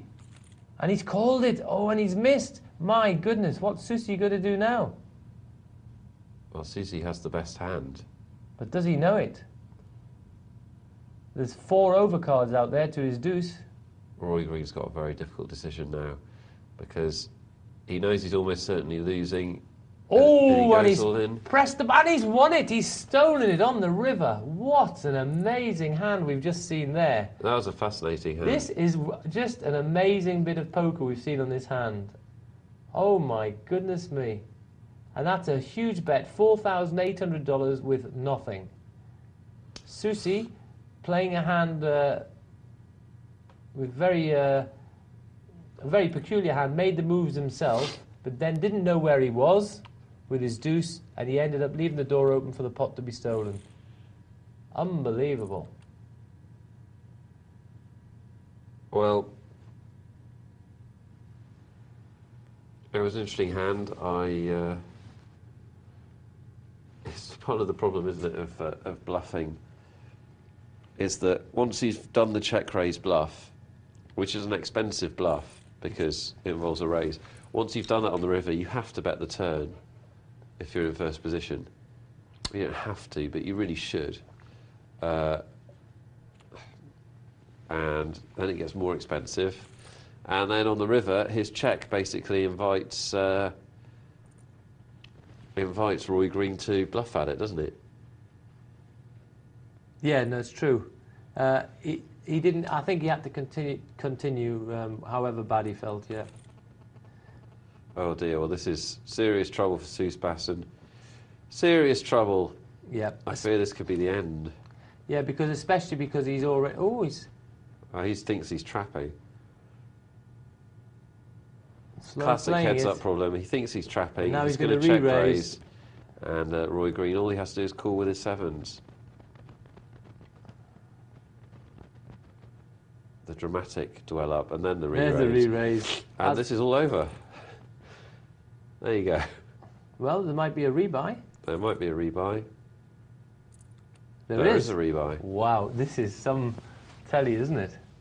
There it was. Slow play by the Susie Baston, who hit the queens because he was already behind. He was looking to try and win a big pot, but unbeknown to him, he'd walked into the dreaded trips, and of course, he re-raised into the trips. Very painful. Well, we've now got approximately $30,000 on the table. Yeah, what do you think about rebuying there? Well, rebuying... Yeah, because you're putting yourself in a situation where you're playing heads up, but you're out-chipped, effectively. You are, but it's 10,000 is still a significant enough amount of chips to be able to play poker with. Yeah. Because in relation to the big blind, you've got a lot of play, so it doesn't hamper your play too much. You're always... It does have an advantage, though, in heads up, I think. It's got you covered, but as I said, if you start to slip down, then it becomes worse because it's harder to get rid of the guy. But I think it's fine. I think it's if you're going to have a heads-up session, then someone's probably going to lose a stack and rebuy in, and then it might zig the other way, etc., etc. Just a bit like a boxing match. It certainly feels like it. All the to and froing of these bets. Well, that was very exciting. I mean, sometimes these heads-up matches can go quite a long time before a major confrontation, but we've seen some big hands in the first few minutes. Yeah, they're sort of sparring, aren't they? Sort of back and forward, looking, Not in this eyeing up. one. No. This sort of let's bluff, rebluff. Absolutely. Queen 7 king. So we've got top pair for Roy Green. Lucky for him, no flush came. And here's Susie Basson making a stab, and I think He's Roy not slowing Green down, is he? believes that he's winning with his king. And Susie now checks, and here comes the bet from Roy Green. No, he checks it. Well, I was going to say what happens if a club comes, because now I think Susie Basson can bet. I think he gets called because he was betting out before. I don't believe Roy Green thinks the flush is real. No, and Susie doesn't think it's a legitimate story, and I think he just checks it. Roy Green actually should probably just check this.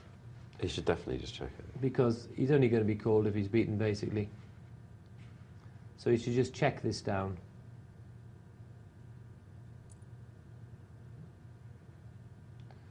Well, Curious bet. curious bet. And what does he do if Susie comes over the top of him? Yeah. Yeah, I agree. Okay, if he knows that he's coming over the top of the bluff, that's very clever. But look at this. He's hitting cards, Roy Green. He's hit trip jacks now. And more importantly than hitting Yeah. trip jacks, Susie's hit the top Nightmare. pair. Oh my goodness. This is becoming X certificate. This is a bit. And Roy Green's playing it differently this time. He's playing it differently this. Oh, look at. Oh. Good pass. The king saved him. Good pass. The king saved his bacon. And his Basson. Yes. Yep. Thank goodness for that king. That was worth quite a bit of money to you, Susie, because you might well have called. Oh no, look at this. Gets worse. Roy has got him dominated now. They've both hit top pair with the pair of twos. But Well, I was hoping we were going to learn something about heads-up play, but all we've learned so far is don't get a good hand when your opponent's got a better hand. That's the very only thing important. we've learned, isn't it? Funny if we can learn something from that, though. Because I think... Oh, sorry, let's just have a look at this torture. Oh, Susie Basson has to call. I think he has to call. I don't see how he can pass here. It's a great pass if he can find it, because Roy Green's been the aggressor for the last 5-10 minutes. Great pass. That's an excellent pass. Great pass. That was an excellent pass. Yep, great pass. Well, that's a bit of quality play for you on this Saturday night. That was a very, very difficult fold to make. Because not just because of the hand, because he had a good hand heads up, but because of the history recently where Roy Green's been the aggressor and a lot of players there would have been desperate to make a stand. But Susie Basson's getting beaten up, I'm afraid. He hasn't done a whole lot wrong apart from Get unlucky. that bluff. Yes. I think he missed an opportunity for that one, obviously. Yeah, He left the door open for the bluff. yeah. I wonder if a blocking bet was the way to go on the end there. That, thinking back to that critical hand. The blocking bet, I think, also tempts a re-raise as well, which you don't know what it means. Yeah, I think that's less likely, personally. I think that's why blocking bet is a valid manoeuvre. I think players are... Of course it can still happen, I'm not saying that. But I'm saying compared to a check, a small bet has enough confusion about it. I think in a lower level it works. I don't think it would work at this level. Because I think a player like Roy Green or whatever here would just say, it's a blocking bet, re-raise. Whereas in the lower level, I think the blocking bet could well be worthwhile. I think it sometimes works against good players because they overthink it. Well, that's a good point. It can sometimes freeze them up because they think, is he milking? Does he want to look weak so that I come over the top? But, you know, I take your point. I think it's better than the check. That's my argument. Right. Because the problem with the check is, after the check raise and the bet, the check looks like exactly what it is, which is a failed move. Right. I'll tell you what, I think why I've just sort of jumped on it in a way is because just recently when I've been playing, I've actually had quite a lot of success at just raising bets which look a bit sort of like blocky bets. Wishy-washy. Yeah. And I've just gone and raised. But not even that much. And they just pass. Uh-huh.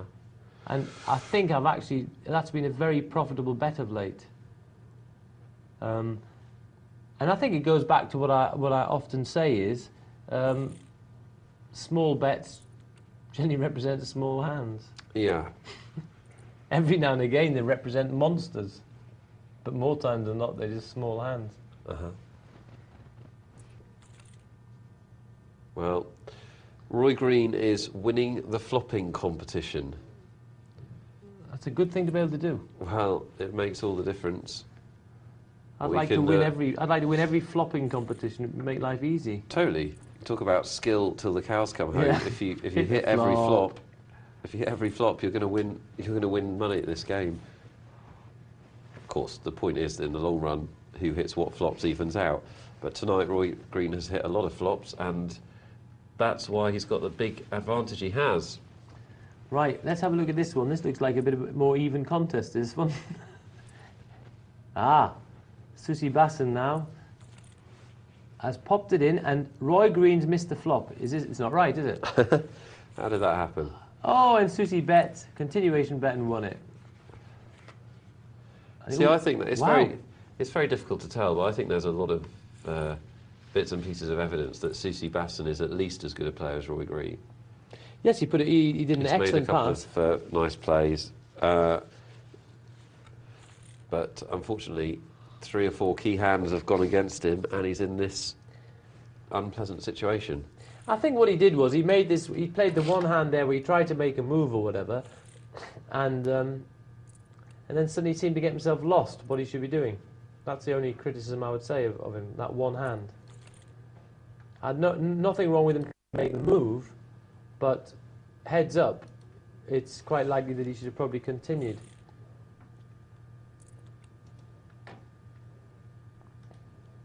Roy Green there puts that down. We've become a little bit cat and mouse again. Oh, Susie puts it down. Interesting to see which hand they're passing here, Nick, heads up. Roy Green raises to 350, and it's a re-raise from Susie. Look at this one, Nick. 3,455. Wow. He took it down. Well, Sissy's fighting gamely. Oh dear.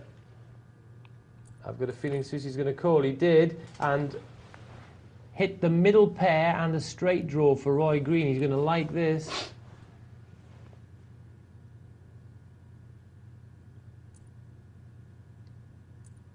Oh my goodness, what was that about? Well, it's not really the board to bluff on, is it? I mean... Just trying to represent the other 9. The thing is, the thing with that move is that Roy Green's called a pre-flop raise. He must have at least a bit of something. Yeah. Looking at the cards on that board, the chances of him having a hand he can call pre-flop raise with and not connecting in some way are minimal. Strong move Roy Green, from Sissy no, it was there. worse. Roy Green raised before the flop himself. He had ace-jack. Oh, right, it's worse. Yeah, so it's worse. He raised. It's even worse. It's just, you've got to watch here. It's interesting to see the psychology of what's happening in the players. Oh, they've gone on a break. Surrender. I think it's probably best. I think the referee would have stopped it. The referee would have stopped it and said, Roy, you've hit too many flops. Get out. Sussy, you haven't sussed him yet. It's quite interesting. We saw one very good pass from Sissy with the top pair. Yeah, the queens. That was a very good pass. I was really excited. I mean, oh, definitely. Serious money at stake, guys. Heads up. $30,000 on the table. Please play more, guys. We loved it. It's brilliant. I know it's really expensive and that, but we were really enjoying it. We were enjoying it. Please play some more. Well, we assume that they can comfortably afford to do that. So if you can, do. Dave has emailed in and says, first time emailing the show, I've contributed to the forum on the odd occasion. Well, welcome aboard, Dave. We're happy to have you. I've been playing online for a while, and a particular table ended up in a good conversation with various other players, light-hearted discussion, talking to fellow players. However, I've just returned to online play for the night and came across a complete idiot mouthing off in the chat box. Yeah, I'm sorry about that, Dave. I've got a cold. I'll get testy. Openly criticising people's play and much more. I'm sure you know the type. My question is how to deal with someone like this. Personally, I try and get on with my own game, but it's clear others are rising to the challenge, so to speak. Is it better to carry on or look to punish this guy? Is there any point to reporting this type of player? It seems unnecessary. Cheers, I love the show. Well, thank you for the love, Dave. We love you. Well, most internet sites have the option of turning the chat off. That's option number 1. I know that's frustrating if you want to be talking to the other players. I certainly wouldn't look to punish him. That's what he wants. He wants you to play more aggressively against him so that you make mistakes against him. That's why people are mouthy at the poker table. That's why some of the personalities in poker are mouthy at the poker table. So you just need to play your normal game. And if it's really getting your nerves, find another table.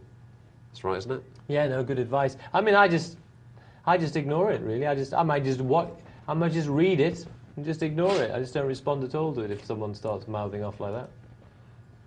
Interesting one from Andy. Thanks for this, Andy. Great show as always, he says. A tournament situation he was in. About 3 hours into a multi-table tournament. 40 people remaining, so we've all reached the money, so we're getting to the business end. My stack's down to 10 big blinds. I'm looking for something to happen. I'm not totally desperate. The table's been very tight, and several big blinds have received a walk. As in a free pass. The guy in first position, who barely covers me in chips, comes in with a raise of 3 times the big blind. I've got 10 big blinds in middle 8 position and have ace-queen suited. What's my move? Would you call and take a flop, or rather move all in and try and win it there and then? The reason I ask is because ace-queen has been causing me all kinds of problems. I'm starting to lose faith in these cards. Keep up the great work, guys. And then he says what happened, which I'll tell you in a minute. James, what would you do? First of all, I want to know if I know anything about the player, because that's quite critical to me. If I've got any information on this player, what it means in early position when he does a raise 3 times a big blind. If he's one who actually tends to raise with quite a selection of hands, well then I probably try and take him off the pot and I just go re-raise and set myself all in. If I think that he's a very, very solid player, I probably just don't even play the hand at all. Yeah, you can still afford to pass there. Yeah. If it is a solid player and he's under the gun, then he has ace-queen beat, doesn't he, usually? Yes. So all options are possible, Andy. Comes down to the player, comes down to how you feel about it. I'm happy to report, James, he went all in, and the other guy had ace-9. Okay. As I said, on that occasion, he was right. That would be one of my plays. I said that are the two options. I'm not calling to see the flop with it. I can't afford to do that. I'm going all in. As I said, if just a regular sort of play, I'll go over the top because there is a chance I'll get him to put it down. Of course, the other problem with that is that he can go all in on the flop and you're in trouble. Guys, keep those emails coming in. poker@pokernightlive.co.uk.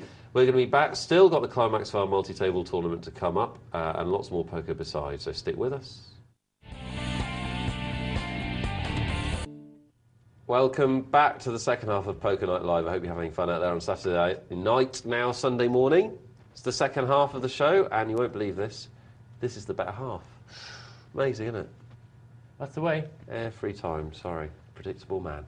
Thanks for reviewing us. We're going to squeeze in one more. This is from Smooth Cuts, who says, hi James and Nick. Hi Smooth Cut, thanks for emailing once again. He says, quality as usual. That should get my email read. It has. Every time. It's that easy. What a slapper I am. I will be playing Valentine's Day, he announces. I play 4 to 6 hours every day, Christmas, Valentine's, etc. Brilliant.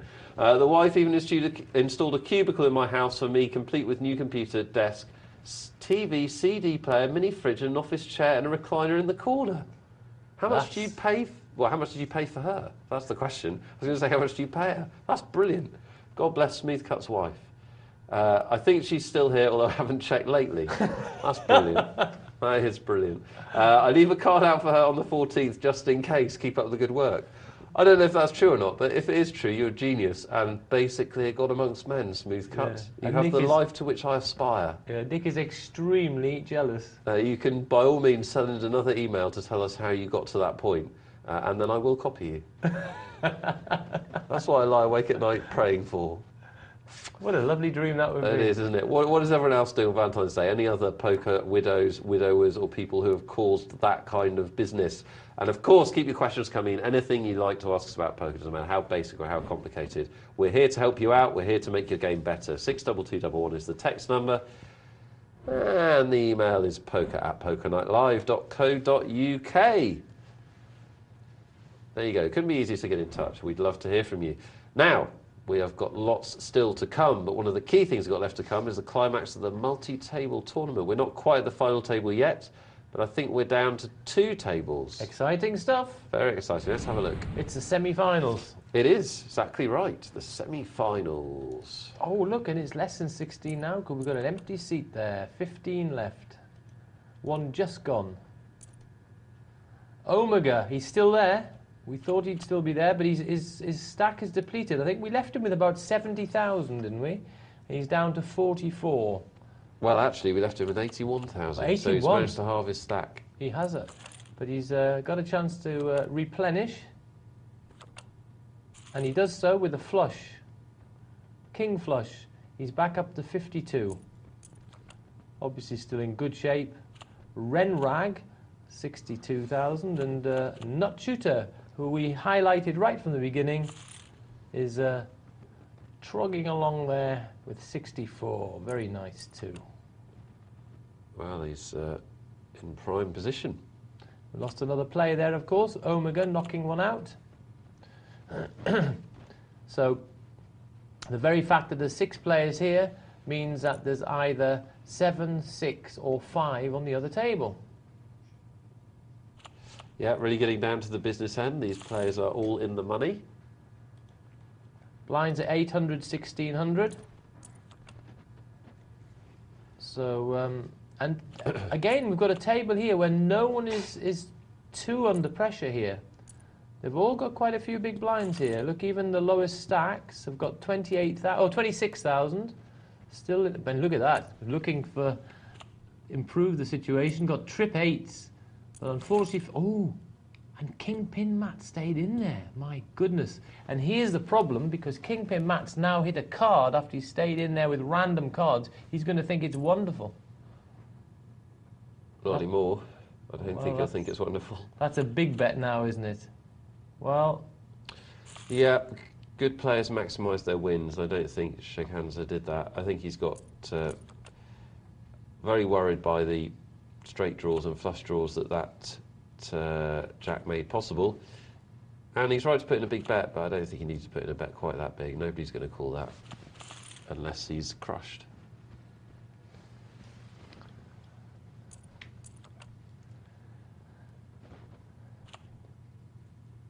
Yes, it was a difficult problem there. I suppose he just didn't want to see he's being very concerned about his one life there, I think. Still, he's got himself in a better shape. He's increased his stack by getting on for 50%. It's not so bad. He's got 34,000. He's certainly well in the game. Yeah, any of these players could win this tournament, no doubt about that. NGS is bringing up the rear on this table now, but even so, 24,000, still pretty comfortable.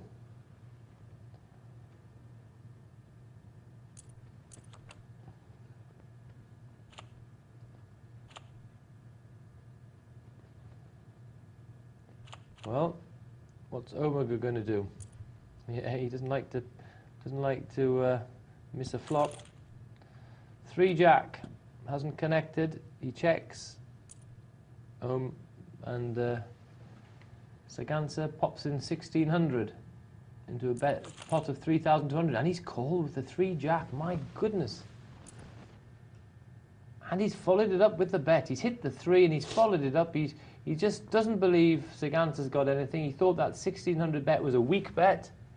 Thought he could take advantage of it, and he has. Well, I don't think Omega ever believes anybody else has got anything from what we've seen so far. I tend to agree, Nick, there. He seems to want to play most hands and just, ooh. And there's the aces for Sagansa in the small blind. He's unlucky there's no opposition. Yes, he's not a big believer. My goodness, he's managed to get on against Nutshooter, who's called with the 8-3 offsuit. I don't know what that was all about. Sagansa, well, he's just overbetted again.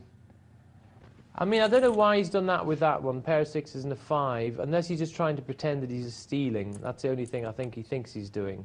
But if his opponent's got the 6, it's no good because he obviously calls.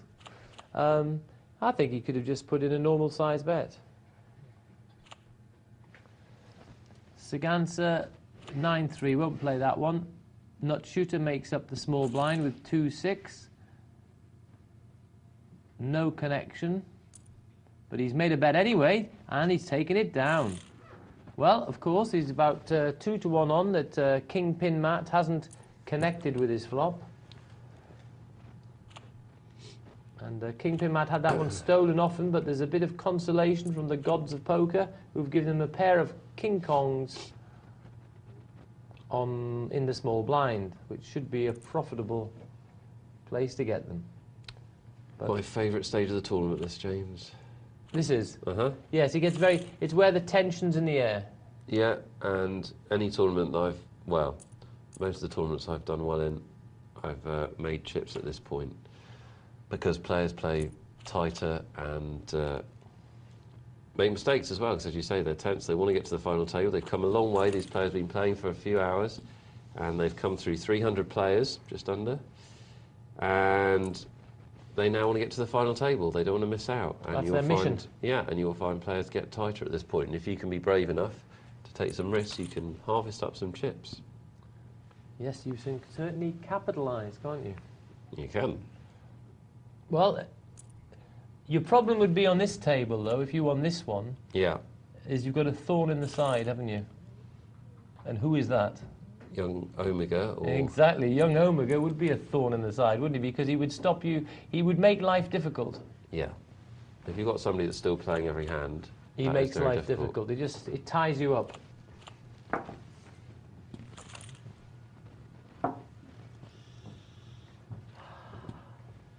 Pair of 6s for Omega, and that's usually enough for him to bet most of what he owns. He's just going to call. He is actually winning. And now he bets. Well, I don't know if he's using the force or what he's doing, but it's working a bit. The force be with you.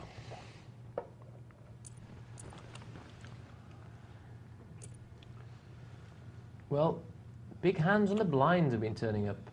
Oh no, so that wasn't blind. Maybe I misread it. He's not the blind. He's under the gun. Sorry. He's about limped that, in, which is a really weird thing to do. It is a weird thing to do. Oh, I think it's terrible. And he's going to get well paid because of it. No, he's not.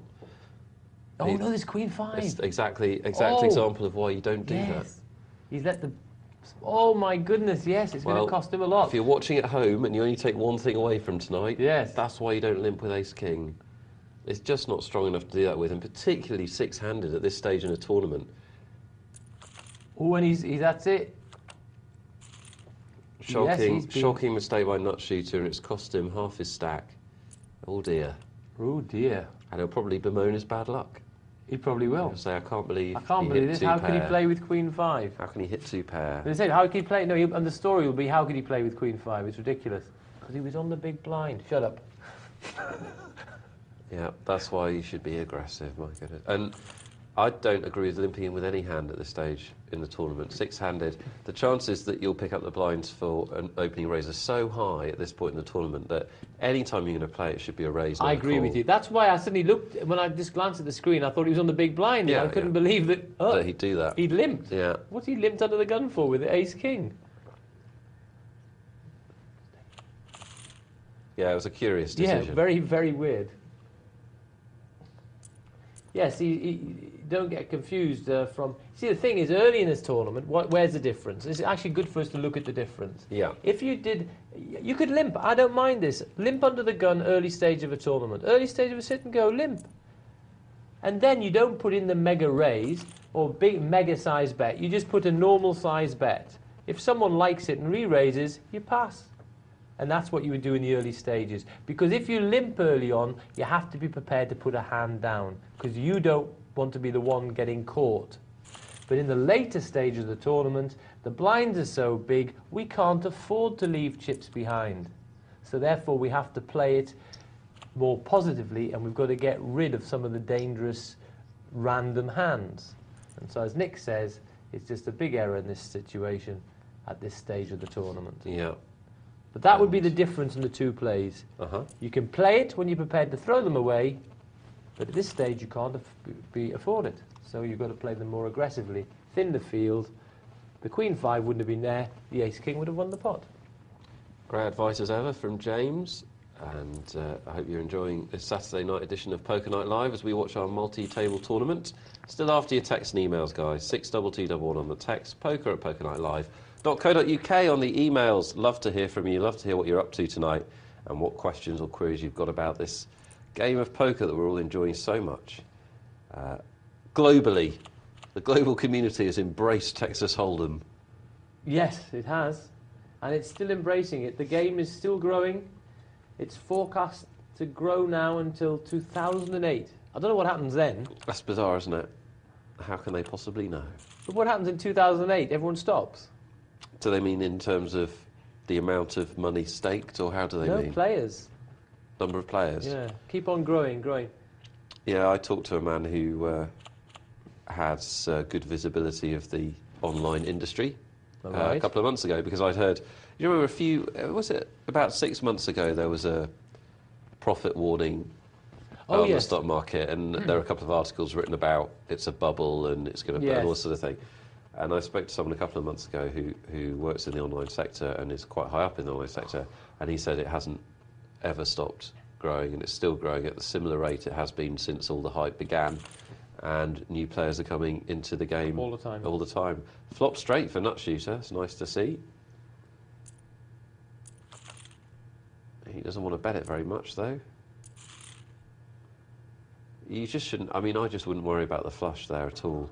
The chances of your opponent in a heads-up pot of having flopped a flush are so low that until you have a real problem, until he gives you serious resistance, you just shouldn't worry about it, I don't think. Yeah, well, we know flopping a flush, it's 118 to 1.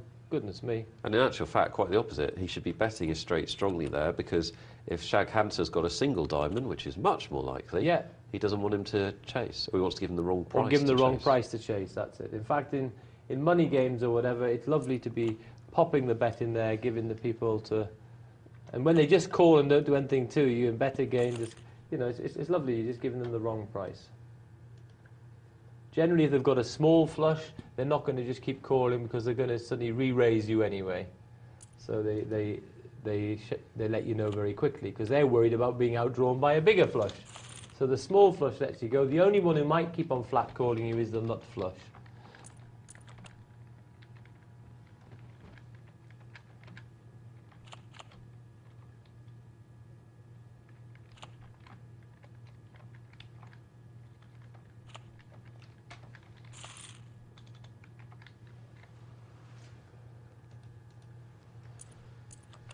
Well, we are one or two players away from the final table, and this is a really interesting stage of the tournament to watch. We don't usually watch this stage of the multi-table, and if you do want to do well in these tournaments, you should be taking notes here, because the players do play in curious ways when the money starts to be at stake. Well, not a curious play here. It's a good raise from Kingpin Matt. Yeah, proper hand. Proper hand, proper bet, proper raise. But look at this. It's a strange call from Omega. He just can't resist seeing a flop, can he? No, he likes to play a lot of hands. The one thing he does do is he's aggressive. And in this game, if you're going to have a fault, as you can see there, he might win this hand. Yes, he's very, very aggressive.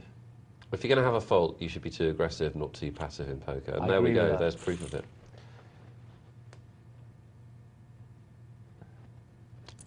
And he's back to 72,000. It's a roller coaster ride for him, isn't it?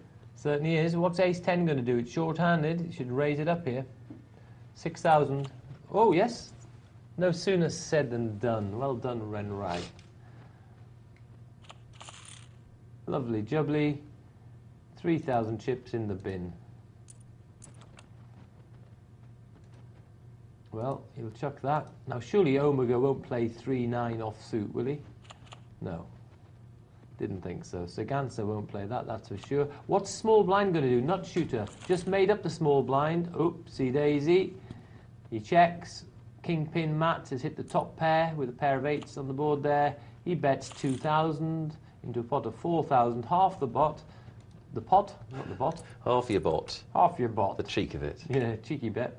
And Sagansa, ace-3. In the cut-off position, just flat calls.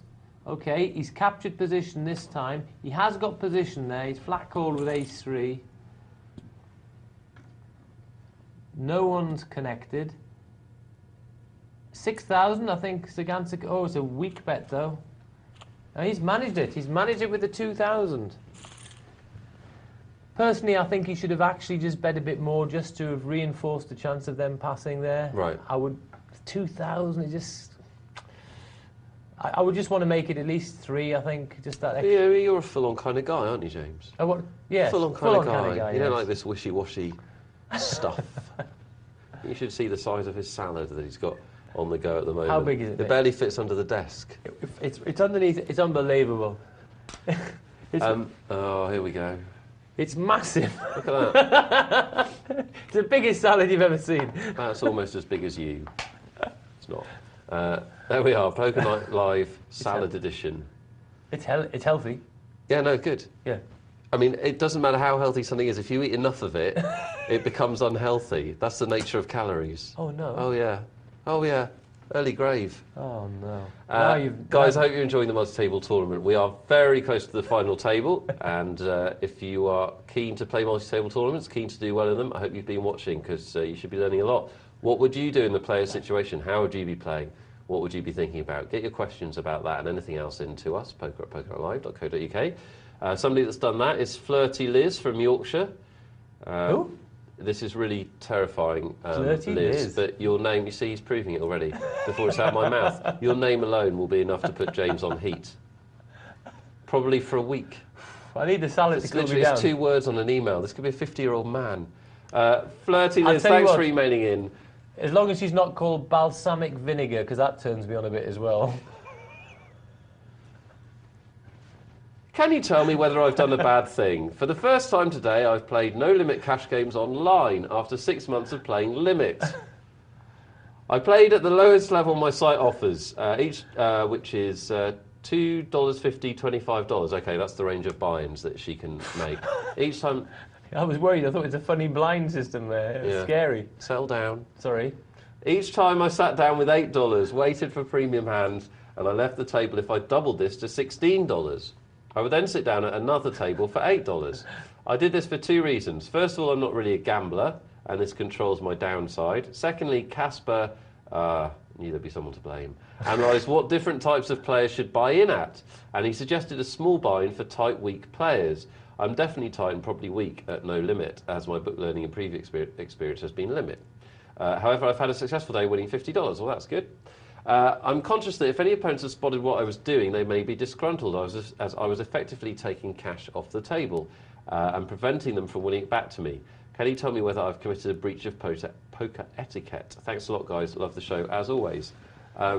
James, is Liz breaching poker etiquette by getting up regularly? No, not at all. It's the internet. There's an never-ending flow of players going on the tables. What happens in a bricks and mortar, if people are just going to play for a short while, maybe some other people in the room are looking and think, oh, the game's full, and they disappear. Now they play for a short while, take the money and run off. You could actually disrupt the game, because maybe if a casino's not got so many players, it could be disruptive in its own right.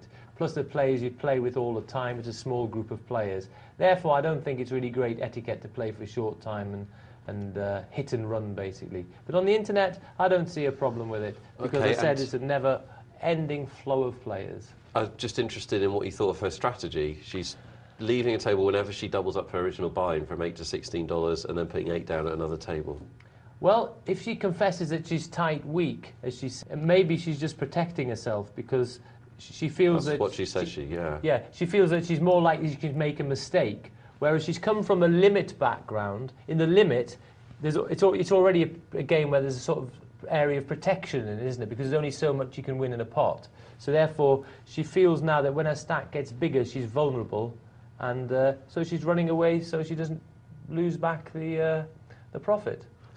But presumably it's not making any difference to her results, in fact, is it? Or how would it be making a difference? All it is doing is she's decided that her best way of playing is with a small stack.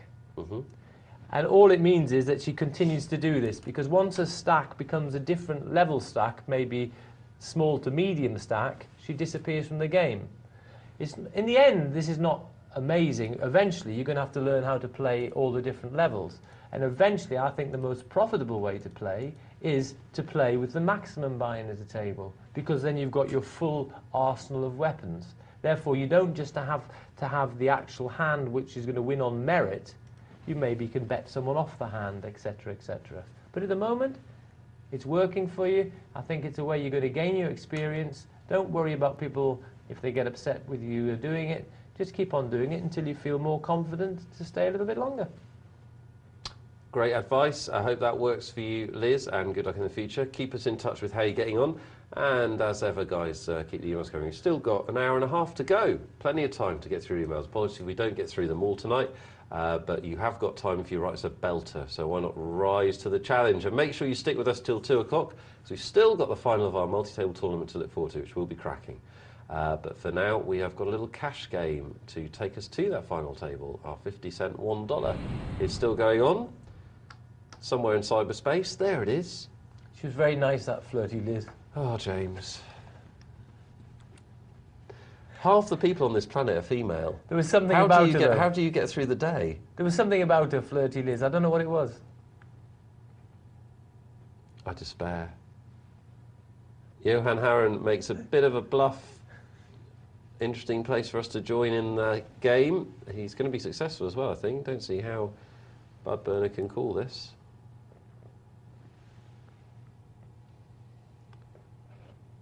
And he can't. A successful ruse by the Harrenmeister. Whoa!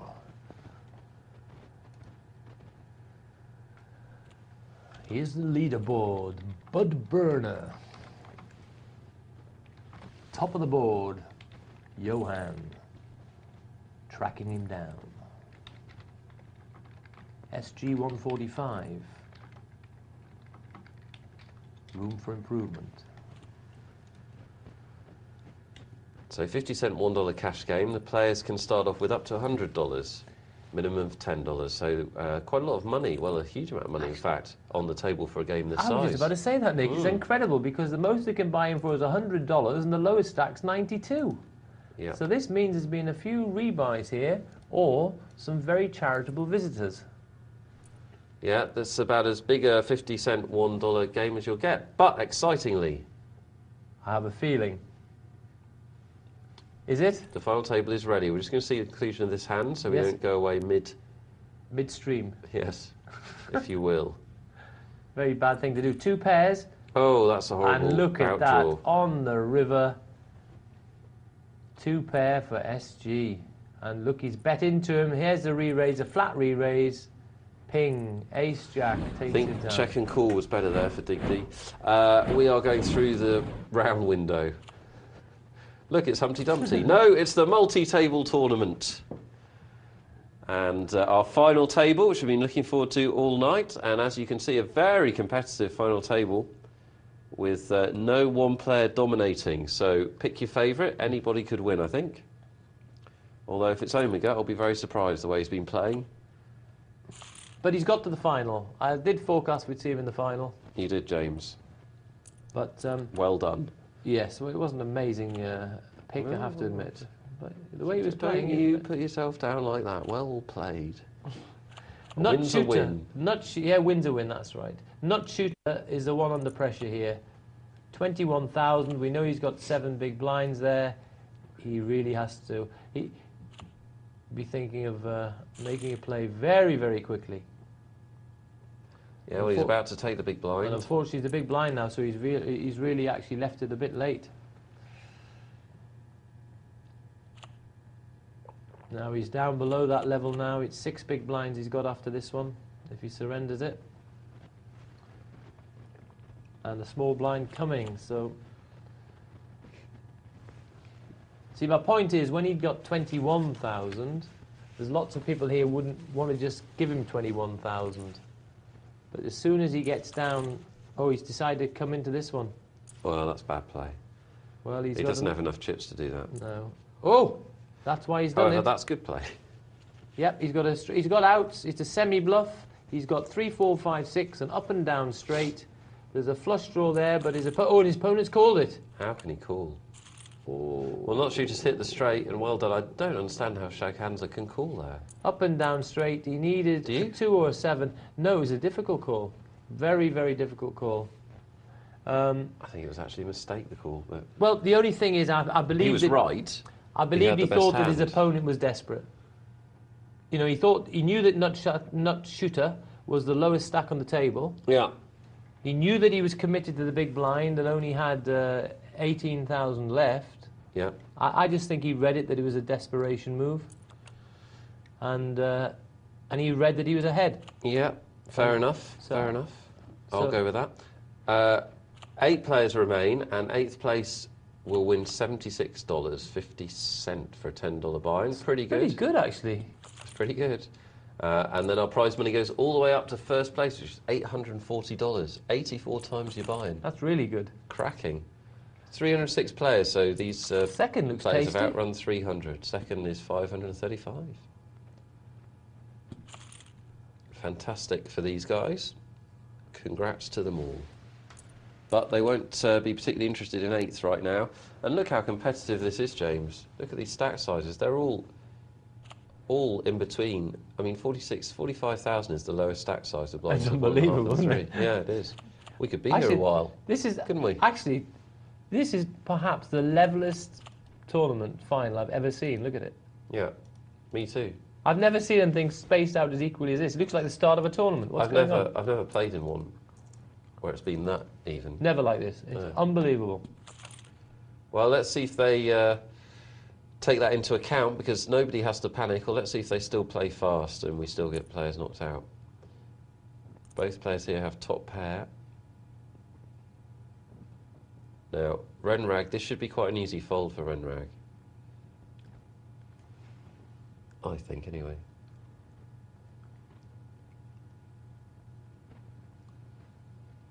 If he calls, there's so... Okay, well, he's done that. That's different, certainly. Well, I was saying nobody had to panic. Renrag's decided his hand is good. It isn't, but can T-Bone pull the trigger? Can he call? He's facing it, and he can't do it. T-Bone thought there was too much at stake. That was terrible. Thank you. I mean, I know it's very rare for you to do a good one, but... Whoa! That's not what you say in the breaks. I just thought that one was a bit overdone. T-Bone, well, you know, there's a licence to do it, isn't there? That was a very interesting hand, I thought, that one. Didn't It you? was. Very Yeah, interesting. no, it was. I mean, basically, Renrag outplayed him. Yeah. No, we're seeing some very interesting plays here. I mean, going back... I think Renrag thought he had the best hand. Yeah. He was actually wrong, and T-Bone had a very difficult decision because it was for his whole tournament, and he only had a 7 kicker with top pair, so it was a difficult call. Who got... It's back to what I said the other day. It's Grandad's advice. Who got the first punch in? Yeah. Because if he just checked with his one, obviously the other one would have bet, and he'd obviously won it. He had the opportunity to get the first punch in, and he took it. Yeah, we've seen some great hands tonight, actually, in terms of bluffs and rebluffs and things like that. Strategic situations, basically. I mean, I like Nut Shooter's bet with the up and down straight. I thought it was a cracking bet. In his situation, he did exactly the right thing. It was a great bet. And he got fortunate. He made his... I didn't like him entering the pot. Straight. I thought that was a bit of weak play, but No, look at this, James, 3 pairs. Oh, right. Lovely situation here for the Queens. They make the raise, and let's see who wants to play. And he's done a classical raise. He's made it 9,000. He gets the 8s in there.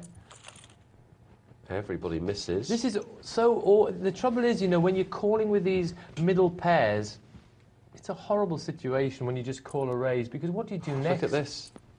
Well, apparently you go all in. Yeah, you see. Well, if you're... What happened there? Almost nothing. Unbelievable, yes. Trips So against at the end. trips. If you're sitting at home taking notes... That was the cruel, cruel bit. Look what could have happened. Actually, it'd been worse if it had come beforehand. That does nothing for me. I think irrelevant. Poor Fabrizio saying, look at that, I can't believe it, look at Well, that. you can say what he likes. What's he doing? I know. Crazy Actually, kid. this is an interesting situation. Let's go back to this, because I find these, when you call raises with these middle or small middle pairs... Why, it's bad play.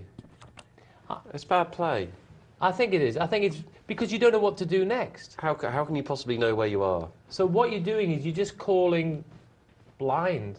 When I was taught to play no-limit poker many moons ago, I was taught that jacks couldn't stand a re-raise. Jacks. So if you raise, normal game, everybody's got plenty of chips compared to the blinds. If you make a raise and somebody re-raises you and you hold jacks, you should muck them. And the reason that you should muck them is that you almost always are facing aces, kings, queens, or ace-king. Exactly. So at best, you're 50-50. Yep. At worst, you're dominated. That's jacks I'm talking about. Yeah. You've got these guys calling raises with 8s and 7s. Yeah. This was It's an not- initial raise, not a re-raise, but Yeah. still, it's very difficult. Yeah. Fabrizio's got him with a pair of 5s. He had very few chips left, so that's understandable. And Omega, Yeah, he's out, but Wipes him the out. hand that put him out was the 7s. yeah. I mean, you could argue there he was unlucky to run into queens. I suppose you could argue that he was making a move to try and claim that pot. But the point is, he has no idea of what's behind him. That's the problem. Nick, your statement before holds good, even though this was an initial raise. So I'll Thank tell you. you why. Please Because do. he made it 9,000. Yeah. The very fact that he was confident enough to make it 9,000 Yeah. tells you that he has got a good hand here. He's either got 2 big cards or a pair. This is not a weak hand. He's saying they are normal size Out of the raise. big blind. Play it as you wish. Yeah. That should tell them that. So now he's back to this scenario. Either he's against 2 big cards or a bigger pair.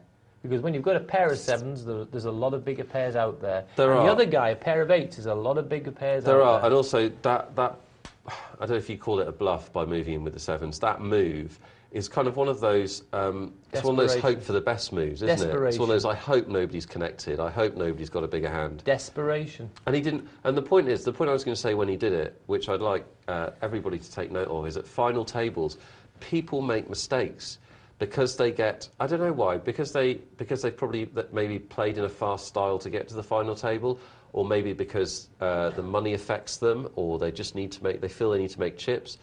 At a final table, you're playing in a full table, and you should, if the blind's no threat, you should go back to playing your normal no-limit game. You don't need to make big moves. I've got a point. I might have said it before. I will say it again. It's a good point, I believe. Whenever you make a play in no-limit hold'em, which is basically a get-rich-quick play, which is what the sevens was doing, Yeah. think again, because it's generally wrong. Interesting. Yeah, I think that's probably true. There are no shortcuts. Grind it out. It's seriously, you look back over your history, I bet any time, more times than not, when you do a get-rich-quick play, oh, I can't be bothered, okay, got to re-rise all in, you think again, it's generally wrong. Yeah. And you end up losing more money in a pot than you should. The other problem is position. Let's say we have the exact same hand, but for Brizo's in last position out of the 3 players, and the other 2 players check the flop. I'm not saying it then becomes a good move, but I've got a lot more sympathy for it then.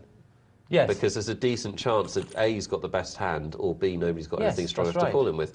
It still may be a mistake depending on the players, but it definitely is understandable. In first position, he has no information whatsoever. He's just hoping that nobody's got a better hand. Yeah. And that's not good enough. Well, it's given Phil Gate a lot of chips, and he's now our chip leader. And we have got 7 players left. And Fabrizio still did very well. He left in 8th place with $76, and he beat 298 players. But he will be disappointed that he's not still in the mix for the $840 first prize. Woof, isn't it? You're getting incredibly technical with the figures tonight there, Nick. What? What? I'm just, I'm hot. Yeah, you're hot. I'm on it. You're there now. I'm on my game. You did promise. You said second half you're going to be even better. I don't know how it happens, James. You're living up to it. The first halves are always brilliant, and then we always seem to top it in the second Excel half. it. Extraordinary. Whoa. It's extraordinary. Because you save the best to the last. Always. Just ask my wife. You haven't got one? Nope. Nut Shooter's got the jacks under the gun. Does he want a limp or raise? Oh, he's put in a big raise. That's the raise of a man that doesn't want to be called, isn't it? Your girlfriend says you save the best for not very long. Don't have a girlfriend, James. Sorry. Oh yeah, no, I know that. Let's talk about poker.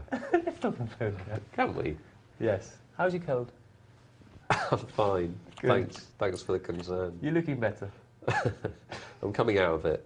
Yeah. It was a 24-hour It's bug. always best to come out. And I started it last night on the show, and I think I'm getting it. I can feel it. It's like sort of crawling across the table.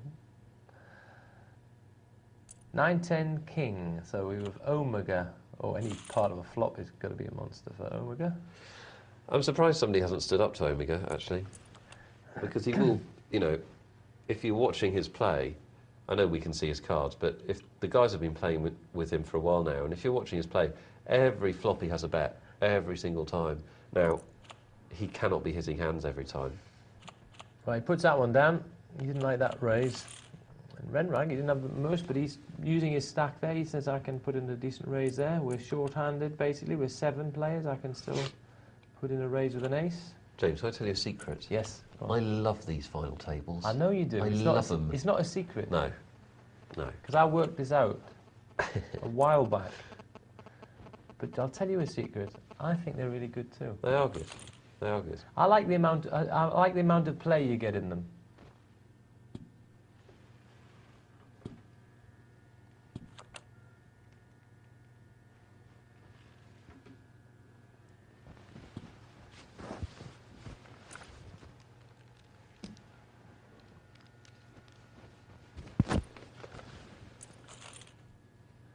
Well, ace-10 is still the best hand. What price Omega bluffing here? About even money, I think. There you go. Very well Actually, read. it wasn't even money at all, was it? I don't know what I was talking about. And he's successful again. Good play, though, wasn't it? Well, No, it was good play. It's good play, but people keep letting him get away with it. Yeah. Because people now are perhaps looking at climbing the prize ladder. So whenever we let sort of side issues of either reaching the final table or climbing the prize ladder affect our decisions, it in fact clouds our thinking a little bit. Yeah. And Omega is could be in trouble here, because I think he's going to play this. He's got a draw, you see. Yes, he's called it, and he's going to cost him money, this one, because Renrag has got the hand. He's not got enough chips to put them down, and there it is. And Omega's probably going to pay him off. No. How much has he put in? The actual number there is wrong. It's much more than that. All right. It was 70,000, I think, as opposed to 7,000. I think. Right, I thought he had... Okay. That was a bit confusing. It definitely wasn't 7,000. Could have been 30,000 he had. Yeah, I'm not sure. Sorry, guys, little glitch in the bet size there. Okay, Omega did put it down there. I knew he was going to lose money in that pot, though, because I thought he'd pay off a bit for the draw hand, which he did do. Ace, Queen, Jack on the flop. We've got the flush draw for Omega and a pair for Kingpin Matt. Well, Omega could get drained off again. Yes, he's going to... Oh, my goodness, he's called it. Well, there goes Very Omega. Expensive, and it had to happen. It had Nick to happen. said... It had to happen. A real hand got him. Yeah, a real hand got him, and Omega leaves us in 7th place. And it was a matter of time, wasn't it? It was a matter of time before somebody had the goods, stood up to him. And the thing with Omega's style is he's kind of halfway to having a good tournament style. But the other half is you've got to be able to put hands down when you get resistance. Yes. It's all right making these little bluffs and these steals and these moves, which are very effective. But if somebody comes over the top of you like that, you've got to have the discipline to put it down, because he doesn't have a hand there, and he's calling for his whole tournament. Yeah, that's right. And as it happens, he's even got one less diamond than he thinks, because, of course, the Queen of Diamonds gives Kingpin Matt the full house. Yeah. So he's actually got only 8 outs instead of 9. So he's more than 2 to 1 against. And, of course, he's in the situation where Kingpin Matt could have made the house anyway. He could hit the house on the turn, and Kingpin Matt could house up on the river. Yeah. 10% chance he would do that even. I hope for guys out there who've been watching the show today, I hope they've got a bit of an education from Omega's play, because it's interesting how a really aggressive style can be very effective. But it's also interesting how, if you're going to play that way, you have to have excellent judgment, because you have to be able to get away from hands and you have to know when to make the moves. Listen, I thought a lot of Omega's play was great. I thought he never missed an opportunity to bet, that's for sure. Yeah. I thought he frightened the players, which was great. I know quite a few players like him. They do quite well, and they will get some results. He definitely will win some tournaments, that's for sure, because of this style. Yes. But if I was adapting him, he's definitely got a very good accelerator, but he needs to have a brake pedal as well. Yeah. And if you could find a brake pedal every now and again, my goodness, what a player he'd be. He becomes very dangerous, doesn't he? Well, he'd become absolutely top class. He's a good player anyway. Let's not put him down. He's a good player anyway. He just doesn't quite have the brake pedal. And every now and again, you still need to have a brake pedal, or you need to change gears this way or bring them down again as well. You can't just go faster, faster, faster, faster, because in the end, you come off the rails, and you come off the rails and finish in 7th place. Which, with the amount of chips he had, is a bit of a travesty, because he should have been top 3 guaranteed with the amount of chips he had. Yeah, that's true. Well, Omega, I wonder if you are watching. I hope you are, and we'd love to hear from you. We'd love to hear about your experience of the tournament and what you think about our comments on your play. Do you disagree wholeheartedly? It would be great if you let us know what you think. poker@pokerlightlive.co.uk. And, of course, that applies to the rest of you. We've still got over an hour to get your comments and questions dealt with on air. 62211 on the text. The email is poker@pokerlightlive.co.uk. As ever, we'd love to hear from you. What are you up to this early Sunday morning? What are your poker queries? Get them in, and we'll get through some in a minute. I don't think we'll get through all of them tonight, but we will do our best.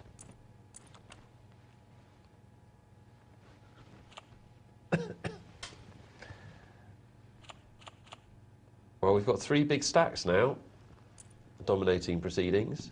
And Nut Shooter, welcome king for him. Yep, he must believe he's winning, and he's whacked it in. He's quite right to do this. He's got the right, you know, he's only got, he had 7 big blinds, top pair. If he's wrong, he's wrong. It doesn't matter. It was the right time to say, this is me. I've got no time to decide anything else. And that was good. Well done. And now he's swapped the tail ender's mantle with Sagansa, who's only got 19,000. And we know that's way below. He's in a problem now because he's almost getting to the situation where he hasn't got much equity in people passing now, Sagansa, unfortunately. Well, he's got 3 hands to put it all in. He can't afford to take the blinds again, in my opinion. No, and this is a great opportunity. This is a great opportunity. Well, without seeing the cards, though, you can't even... It's hard to believe people... No, this is a great opportunity. 2 people have passed. Oh, yes, I'm just saying, but he's like to be called... Oops, he's like to be called by someone as well. But I think you're right. I think he... Bare ace there. Well... What more could he hope for? What are you waiting for? You've got 2 players passed. You only need 3 more to pass behind you. You've got an ace, which is decent. Just can't take the blinds again, because that takes him down to only 13,000, which is only 3 big blinds, and that's not going to scare anyone. There's a funny thing happens. There's a crossover point comes, I believe. Once you suddenly go extra low... Oh.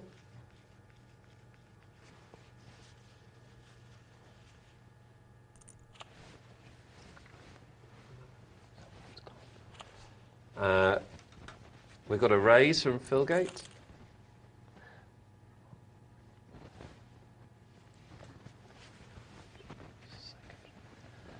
Well,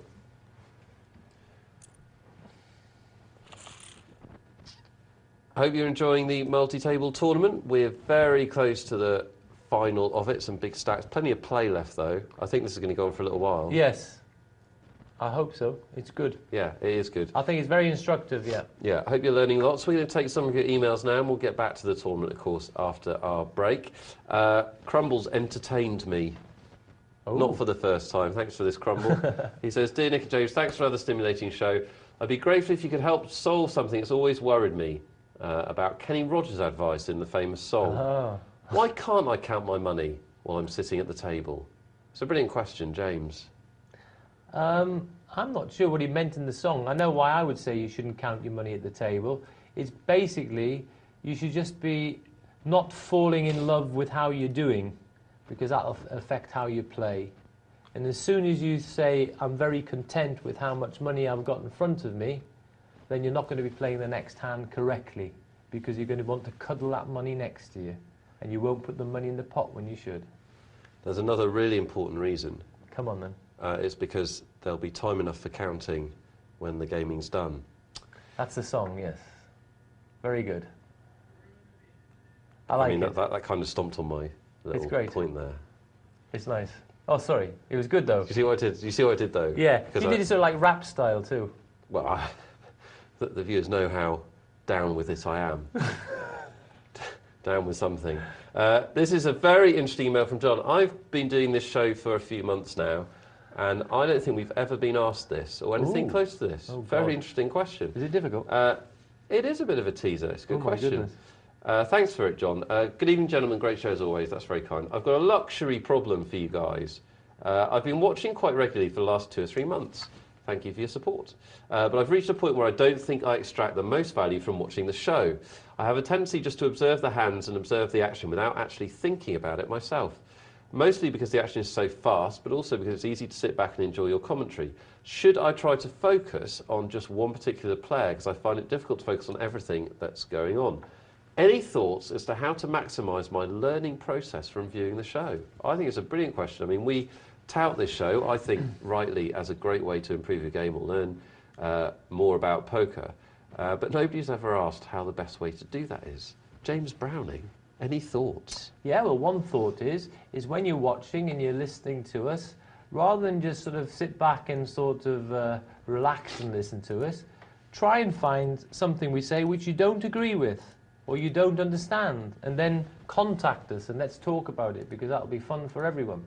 So that's one way I think which will help you, because I think by arguing or discussing or passing back ideas back and forward, that's how we all improve. So I think that's certainly one way to help you learn from the programme.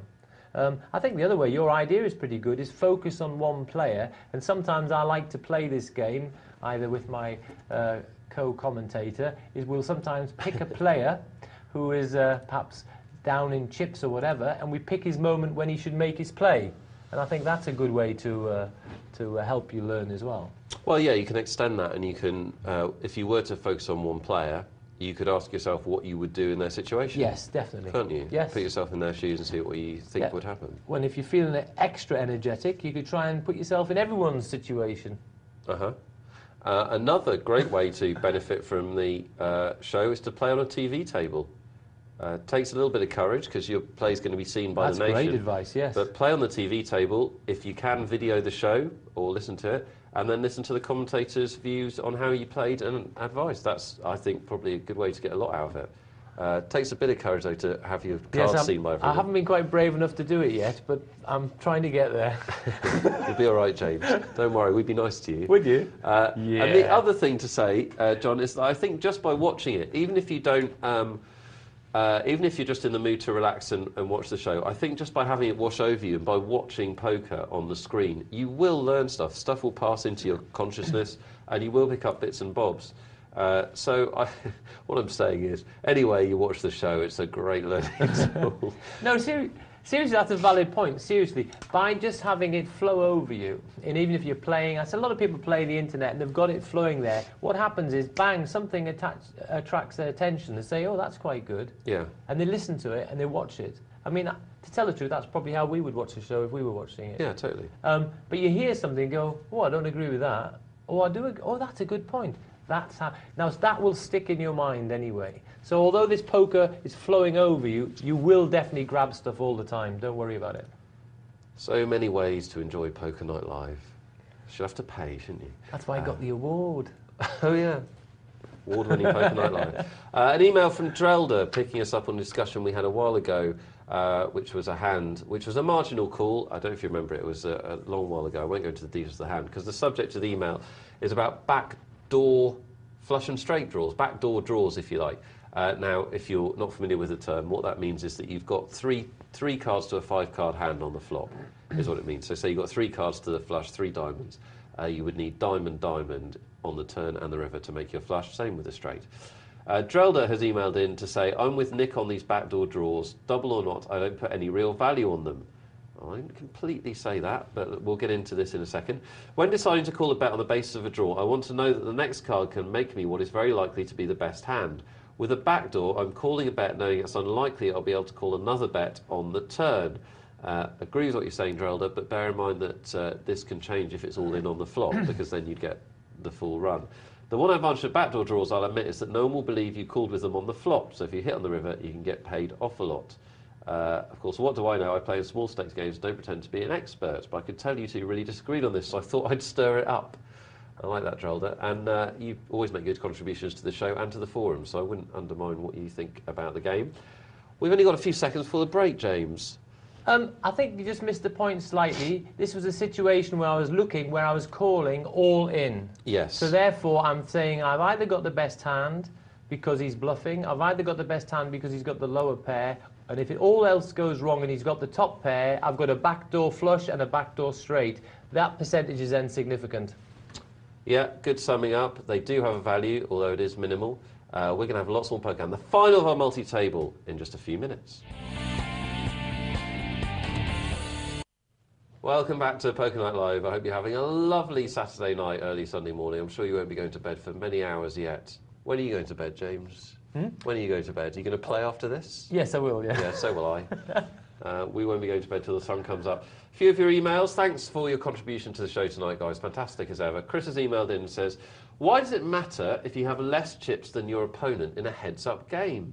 You can only ever win the amount of the lowest buy-in anyway. I presume you mean the lowest chip stack. And you aren't threatened with going out like you would be in a tournament, so how does it change the play? Okay, so Chris is referring to a cash game. And for those of you that weren't with us earlier, we saw a great heads-up cash game with $30,000 on the table between 2 players. It was very exciting.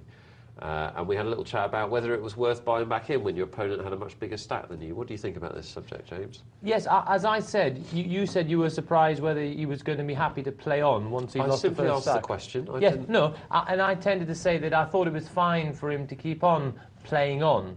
How it could affect it, though, is that the person can now, once your stack goes down, the person can put in a raise, which it now puts you in a difficult situation, because you've either got to more or less commit all your chips here. I.e. you lose some of your weapons here because you get priced out the game a little bit, so you have less weapons.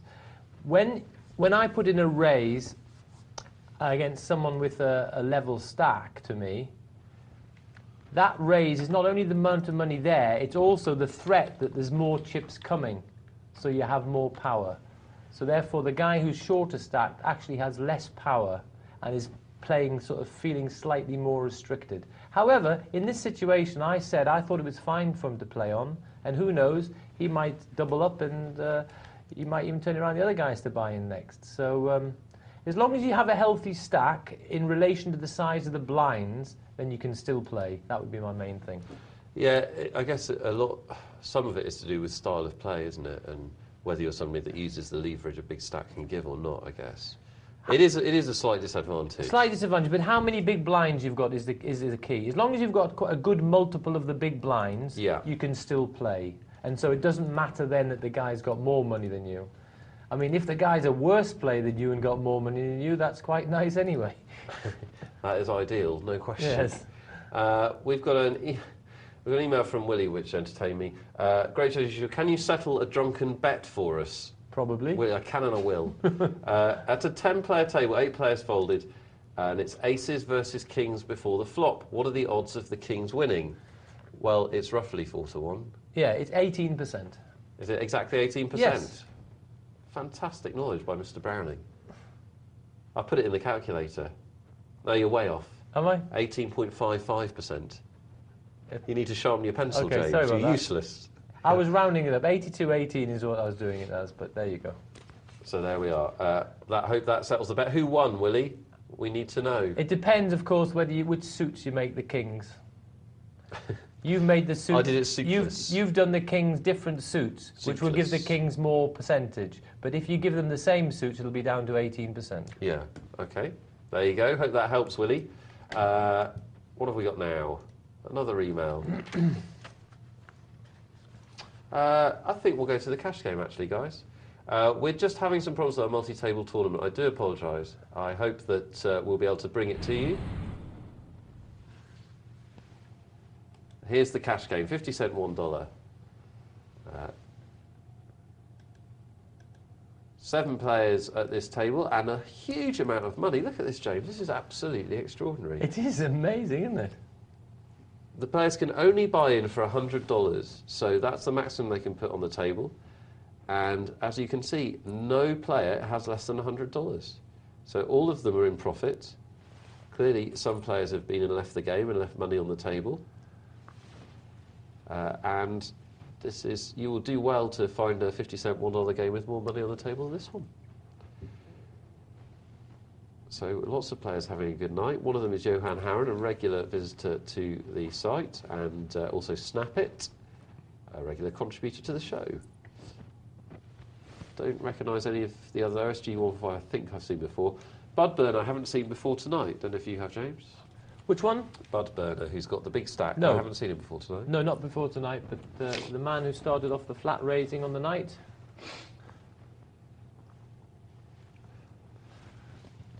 Yes, just to finish off on our aces against kings, I just checked it out. Yes, it's right. The aces against the kings, where there's one suit only dominated by the aces, then the kings wins 17.82%. But when it's ace of spades, say ace of diamonds against king of spades, king of diamonds, the kings drops down to just over 17%, 17.09%. Uh-huh. So we've got the whole story now.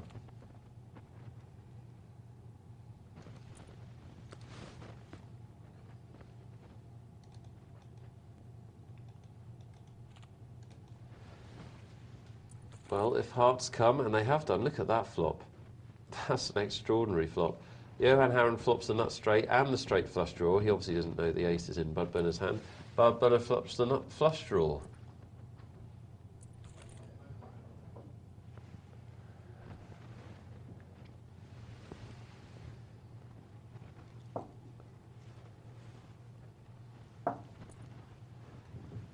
What does Budburner want to do here? He's just about got the odds to call, and he does. A little bit surprised Johan Harron didn't bet that stronger, but I guess he thinks he's covered because he's got the flush draw as well. In fact, of course, that's exactly what he thinks. Well, the straight is going to be winning. Is Johan Harron going to value bet, or does that pairing of the board worry him? No, it doesn't. He does put in the next bet.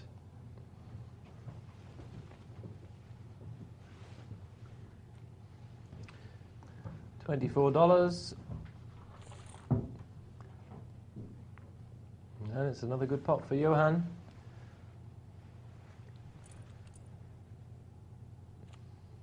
We've got one low stack here. Dan Jeb, $23. Now, of course, at a ring game like this, having a low stack is a disadvantage. You can only play one way, really. Okay, guys, we are going to bring you to the end of the multi-table tournament. I would just apologise if you've been watching the show all night. We have missed a large chunk of it. We're in the heads up. All I can say is that I am sorry. Our technical team and our gallery team do a great job on this show every night, and usually Poker Night Live looks seamless. But what we do is actually quite difficult from a technical point of view. Bringing you these live games from the internet is very, very tricky. And occasionally, circumstances beyond our control mean that we have a situation like we have tonight where we've missed a chunk of the multi-table tournament final table. I hope you understand, guys. And hope at least we've got the final bit. We have got the final bit. Renrag and Filigate have made the heads-up final. Congratulations to both of them. And they both have a lot of chips. The blinds are only at 3,000, 6,000, James. So I know. if they want to be, there's a lot of play here. In fact, there's a huge amount of play for Well, let's hope there is. a heads-up. As we know, No Limit Hold'em heads-up can it can be surreal because it can last for 3 hands or it can last for 3 hours. That's right. The World Series of Poker this year being a classic example.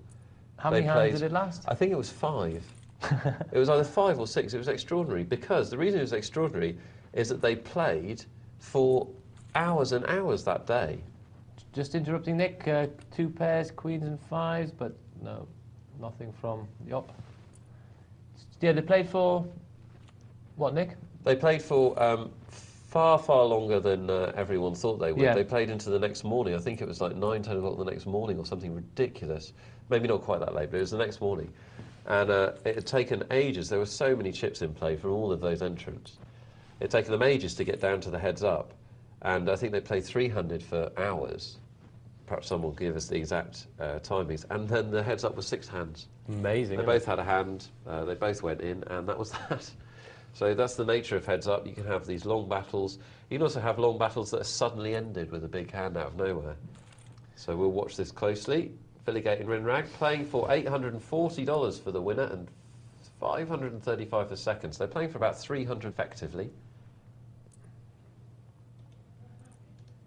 Basically, this situation here is one where Renrag needs to win one all-in coup, and it would all change. It would all be over. his opponent needs 2. Yes, yes, that's right. Of course, there are intermediary type pots where people pass, but I mean...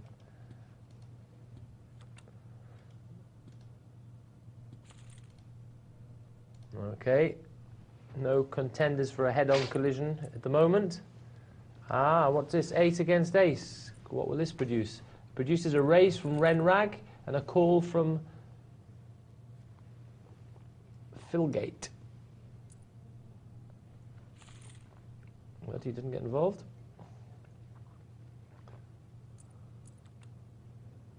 Ooh, ladies. Very nice to get that. Made up the small blind with 3-5. I don't know if I've asked you this, James. Do you enjoy heads up? I do, yes. Yeah, so do I. I love Yeah. it. But some poker players don't. Some poker players really don't enjoy it at all, which I always find curious because it's the purest form of poker, really. Yes, it's good. I spend some time, I'll play some heads-up tournaments. I like heads-up tournaments. Yeah. Because it just, you can really sort of express yourself at a heads-up tournament. You can do all sorts of plays. You can actually also, it's good for your game, I think, because you can try and learn. You can experiment. Whereas if you try to experiment playing heads-up cash, this could be very costly. Yes, absolutely. But what I've started to do recently is, which is something different for me, is I've actually been playing some short-handed cash games. I've been playing some 5-seaters. Yeah. I've been playing some 5-seaters pot limit hold'em. And you mentioned this last time. And I've been very aggressive, and it's been interesting. It's given a new angle to my game, where I've been attacking. They'll see me with funny hands, but then I'll end up getting paid off really well with a monster. Yeah, the advantage of an aggressive style. Yeah, so that's. And I think this experimenting with different types of the game still for me is actually helping my game. I think I can feel that my game is probably even developing more by deliberately playing in some different settings. Right.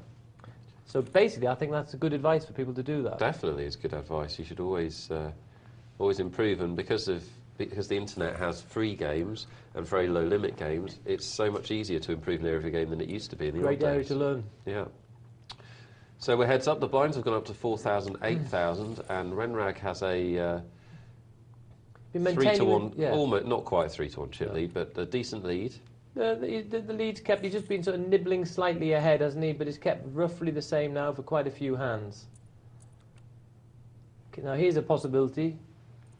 Yep, this is going to be a collision. It's Let's see what the flop brings. Here we go, and it's a big bet from the King Queen. Now, does Renrag call this? Oh, yep, he's gone over the he's top. He's committed him. Oh, and he's hit the Queen. Oh, the straight. Oh my goodness! Look at that. There we are. I said it looked like it could be a head-on collision. Often when you get two hands very close to each other, that's what it creates. Yeah. King, Queen, King, Jack. You can't get much closer than that. He's, annoyingly for him, hit his Queen. Ping! On the turn comes the ace, gives Renrag the top straight. There we go.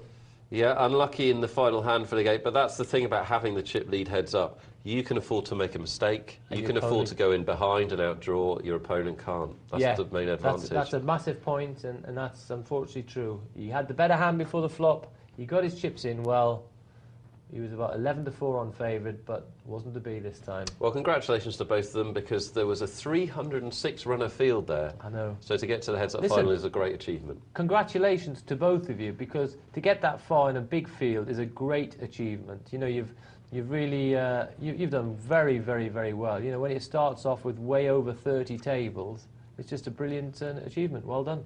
Guys, I really hope you enjoyed the MTT tonight. I thought there was some excellent stuff earlier, some really good learning stuff, and saw a bit of the heads up. Again, apologies we missed a chunk of the end of the tournament.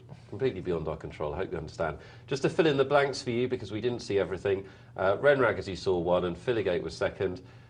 Kingpin Matt was third, Nutshooter was fourth, Saghamsa was fifth, T-Bone DK was sixth, and as we saw before we left it, Omega was seventh for Fabrizio.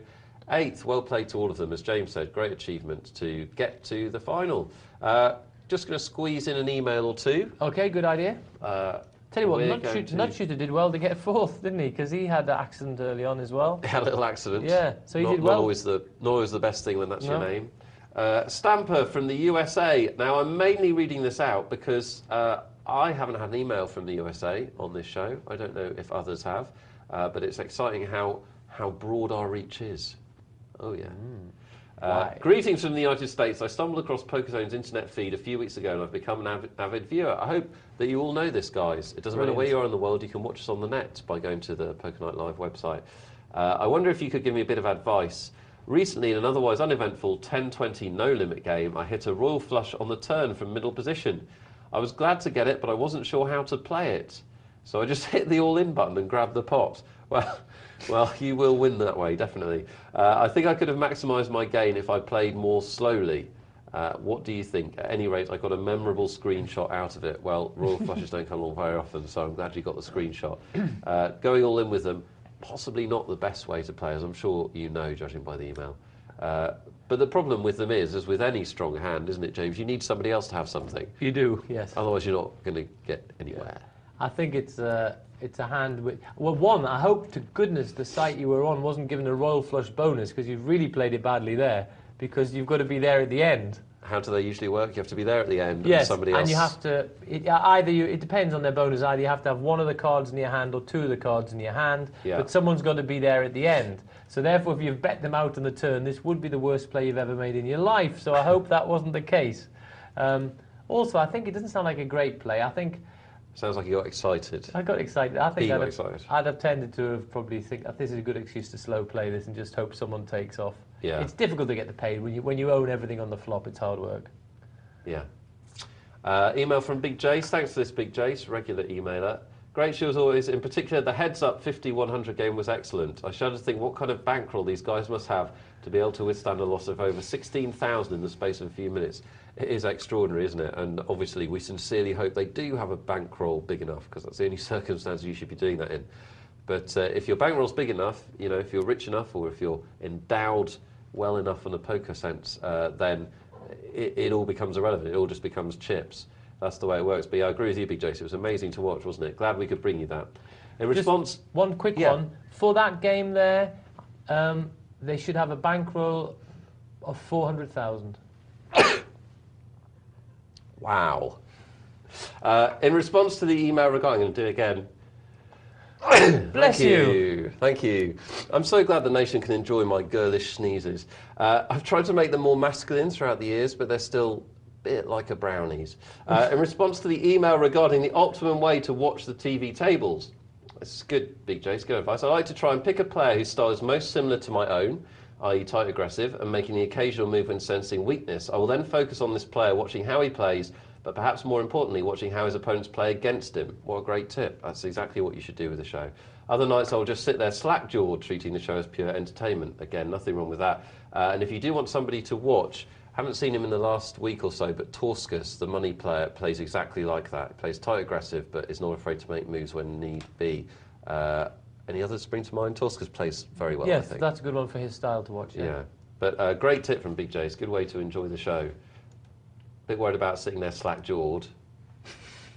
Is that what happens when a girl comes on and James gets carried away, like he sometimes does? Me? You, yes. Mate, somebody came on today with the word flirty in their name. I thought we were going to have to restrain you. She was nice. She was nice. Help. I hope you're enjoying the show tonight, guys. You've still got half an hour. It's an outside shot, but you could still get an email on the telly, so why not bang one out right now to us? poker@pokernightlive.co.uk is how you get in touch. I'm sure you all know that by now. Stick with us for the next half hour. Plenty more poker and plenty more of your emails to come. We're going to go back to our cash game, that big 50-cent $1 game. We've been very lucky with the games tonight, haven't we, James? Great multi-table. Great variety, though. Great heads up. How can we go from like 50 cents, $1, the multi-table, and then see 50, 100 heads up? I mean, unbelievable. It has been fantastic. And this is as good a 50-cent $1 game as you could wish to see. There's so much money on the table. Yeah. There's a lot of money on the table, isn't there? Look at it. This is a juicy, juicy game. Sadly, half of it's in Johan Haren's hands, so it's not that juicy. Well, it could be juicy because Bud Burner's there. Well, we haven't really seen enough to know how he plays, have we? But well, we know he likes to play a lot of hands. yeah. But I would think it's always on the cards, a collision between Bud Burner and Johan Haren, I would think. But maybe Bud is now tightened up a bit, now he's got chips.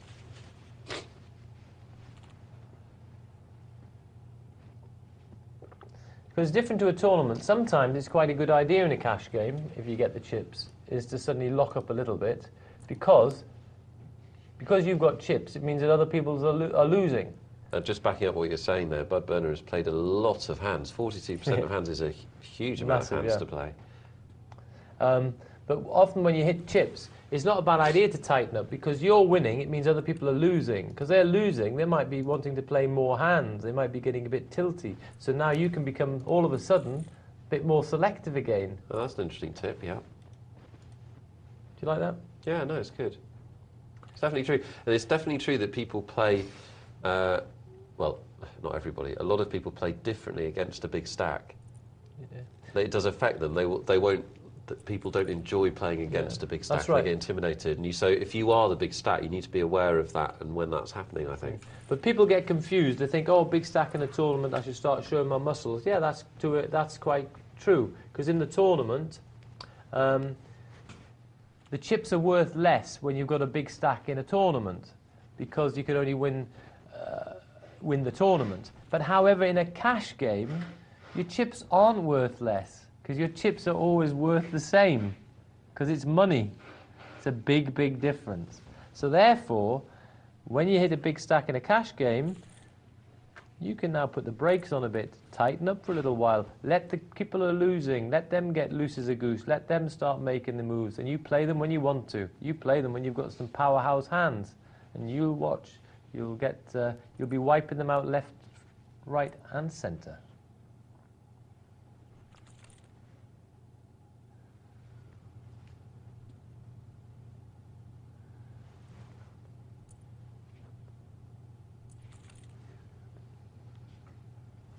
Bud burner.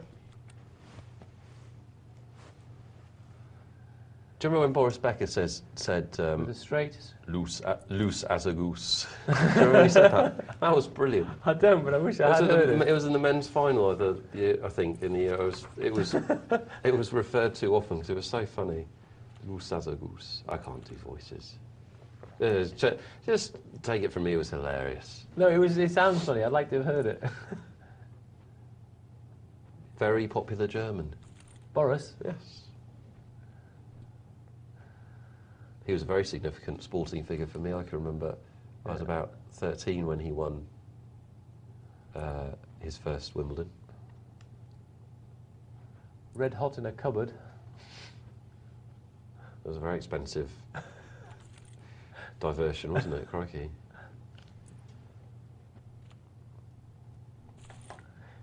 Yes, bonking Boris, I think, wasn't it? There's the headlines in sort of the tabloids. He's a character, though. I like Boris Becker. Oh, how can you not like him? He's great. And a great competitor. Yeah. And he was the first one to do these acrobatic diving volleys. He changed the game, didn't he? Because he was the first real power player, really. But it was his diving volleys I used to love. He used to dive across there, rack it out, and then roll over. I mean, just unbelievable. And the big serve. It was the booming serve, wasn't it? It was. Booming Becker. Yeah, it was a great serve. In fact, I remember watching him in the... Look at that dream card for SG145 to lock it up. Trips. So I've brought up tennis, and that's going to... We're allowed to have a little diversion. Oh, no, we're absolutely fine. I remember watching It's just Boris... I've forgotten how much you love tennis. So. Yeah. I remember watching Boris in the under-21s, and in fact, in the tournament, there was Stefan Edberg and Boris Becker. And at that time, of course, he was very young. He was like 17. It was just prior to him doing so well at Wimbledon. Yeah. But I could see this Boris Becker, the junior, he was a monster. He was just so strong. It was incredible.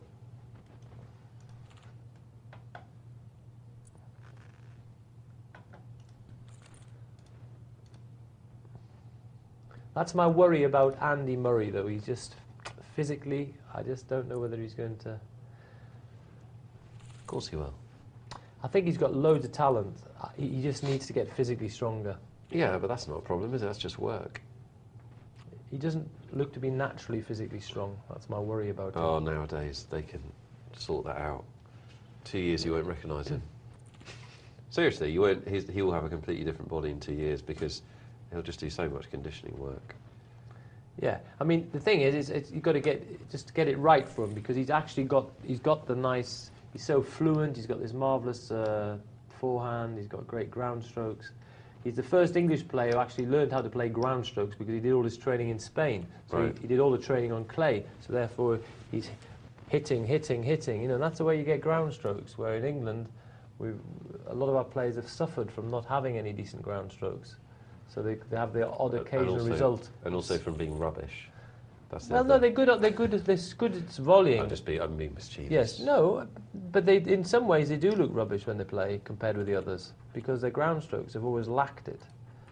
I mean, Henman's worked very hard at his, but they've still let him down at times.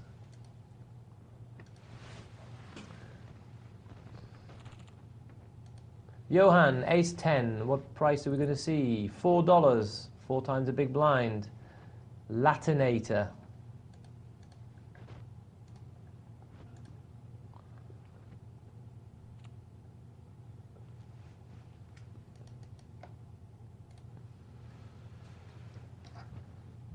Bud, please. Thank you. No, he's not going to be playing the old 6-2, is he? No. But if you just pass it a bit quicker, I'd be happier. What do we got? Well, interesting statistics, because they've played so many hands that we're starting to see patterns a little bit more. Yes, these become more significant the more hands they play, that is for sure. And you can see Snap It playing very tightly, and they're very rarely raising pre-flop. Whereas Johan Harren is actually, for him, playing reasonably loose, playing 28% of his hands. Yes, definitely. But I think what he's figured out is, no disrespect to the other players, he's better than most of the players, so he can afford to enter a few more pots. Reason being that he believes he can outplay them, even if he doesn't hit the flop. Yeah. But I'm sure that we'll see him playing often with position.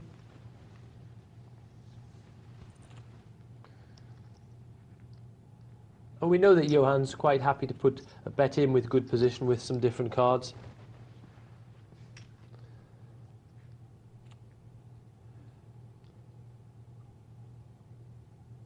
The double top, pair of jacks.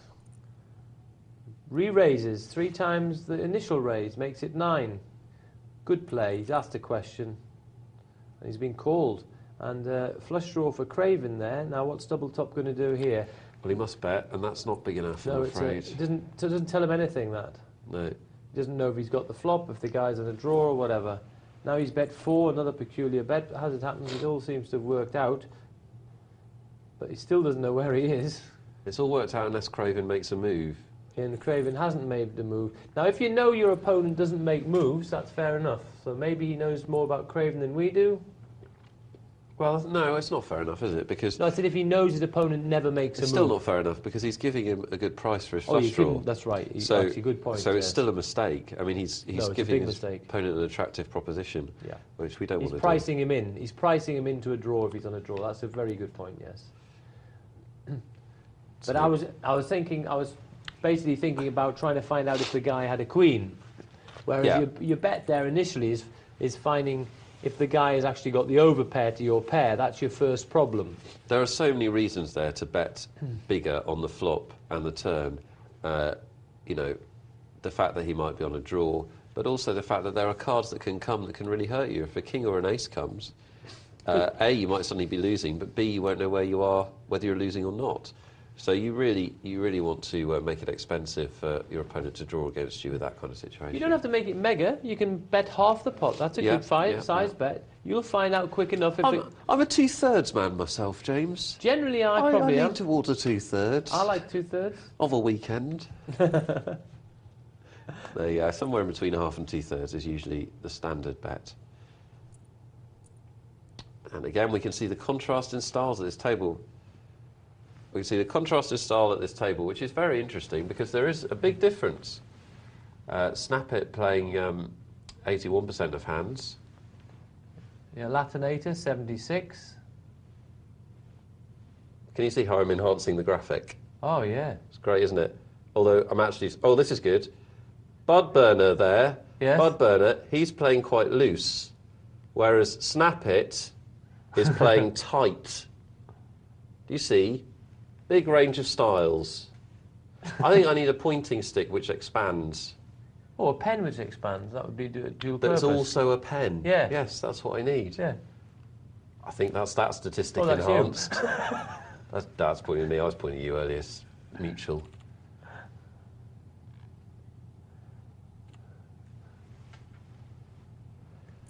Snap It with the ace queen. Just chooses to call.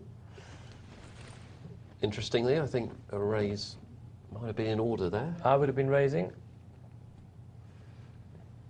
Johan Harren has entered the pot with queen 6 suited under the gun. Is that boredom? I think he just thinks that there's people, if they're going to be passive, then he might play some funny hands. Yeah, yeah. Well, he's doing something right tonight, you would have thought, because... Snap It's called it with just a middle pin straight draw, basically, and you might believe that overcards are going to win for him. As it happens, we can see that now, of course, the overcards have disappeared. One of them, that's the queen, because Johan's hit the 6. And Johan bullied Snap It a little bit there. But Snap It is playing this. He obviously thinks that he can just win this by playing very, very solid poker and just putting his money in when he's got a made hand, I think.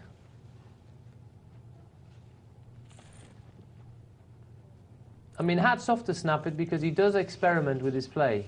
Oh, hang on. Hats off to him now. He's got a pair of kings. I think he'll be very happy with that one. And double top has ace king. Okay, so how much is Snap It going to put in? Oh, it always double well, top's he's going to raise re-raise, first. isn't he? Yeah, I would have thought so. Okay, you've got to be on your toes, Nick. You've got to name Snap It's price. How much? 18. Okay. It's exciting now. We haven't even played. No, I think you've just made a good price. Oh! I just think you made a good price. I am god of guessing numbers. What do I win? Nothing. Brilliant. Kudos. Props, as it's known amongst the youth. Oh. Props. Props. That means kudos. Ask Jo, she'll tell you. All right. Props. Double top being re-raised with the ace king. Deciding whether to play on or not. Oh dear, that's a horrible flop for double Yes. top, and he thinks it's a great He flop. thinks it's... Look at that. Lovely jubbly, he says. Snap It's got a tough decision. Yes. Well, Trip king. double top's also his chips. I wonder if Full there's house. an argument for double top folding the ace king there, and I'll tell you why. Because Snap It is the tightest player at the table. Yeah. And we've seen from the statistics, we know from his play, he's re-raised. The absolute worst hand Snap It's done that with is ace king. So at best, double top is level. Yeah. At worst, he's in a whole world of trouble. Exactly. I think he could well put this down, but I would now like to go for my bit of kudos, please. Or what my props, rather. Your props. Yeah, Yeah. what my props like. And this is... Was that West Country? I don't know what was my props like. Yeah. Yeah, it was a bit, wasn't it? A little bit. I want to go for that because I did say I think Snap It has decided that he can win at this table by playing just very, very tight. Yes. Not just playing with absolute top cards and just putting his money in when he's got the absolute business, when he's got the hand. Because even though he's played tight all night, he still gets They're paid. not good enough to respond to it. And that's what I said beforehand, and he's just lived up to that exactly. Yeah, yeah. So well done, Snap It. Your tactic has worked well. And double top, if you're watching, the tip is take note of who you're in the pot with. And the very fact that he did a classical re-raise of 3 times the initial raise, As predicted by my good self. as predicted by Nick, Just far too proud of that. It's pathetic. When they play, how often do they win? Here's the stat that tells us that. And Johan Harren has got an extraordinary hit rate given how many hands he's playing. That's why he's having a good night. My Yeah. goodness. He's got it all.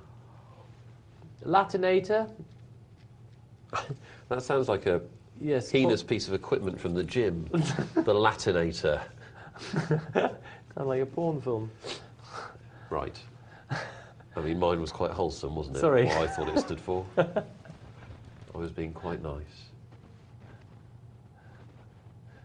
Ben Hurded it.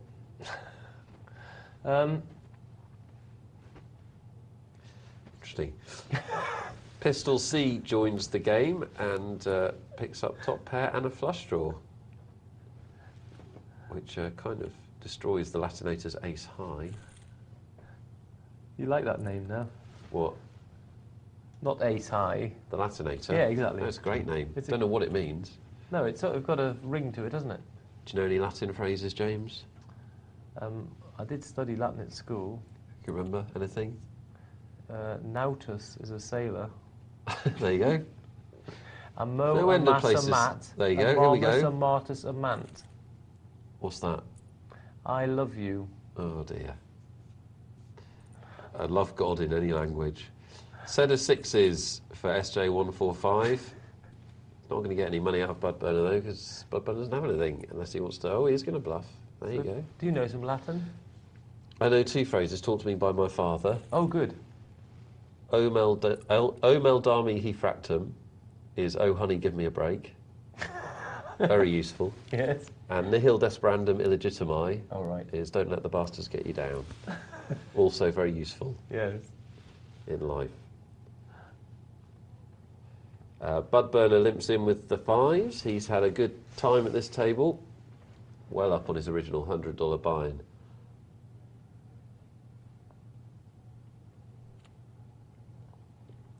You're fortunate tonight with the poker we've seen, haven't we, James?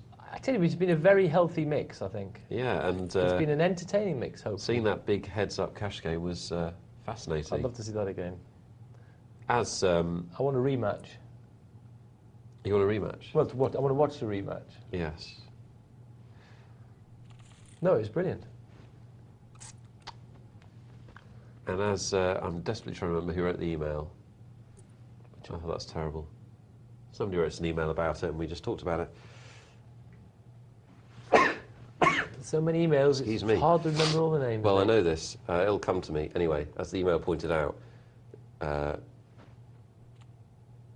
Subassi? What was the player's name? Help me, James. I can barely Yes, that's remember. it. You did exactly I can barely right. remember where I am or who I am. Who he are lost you? 25. Are you Casper Berry? No, I really am not. He lost over $25,000. You knew that quickly. Yeah, I have to know that. It's important. He lost over $25,000 in about 15 minutes. That is a lot of money. A lot of money. Scary. Amazing to watch. Johan Harren hits the ace. I think he's been hitting cards tonight, Johan. And he's had a good night. The two big stacks against each other, but only one of them's got the goods. Look at that. He's got the ease of seeing the diamonds there as well for him. How nice when you've got ace with a dodgy-ish kicker, but you suddenly get the backup of a flush draw appearing on the turn. Yeah, absolutely. A nice place to be. Craven. Is he going to pop a raise in here? Why not? Make it 3. No, he doesn't do it. Well, I would.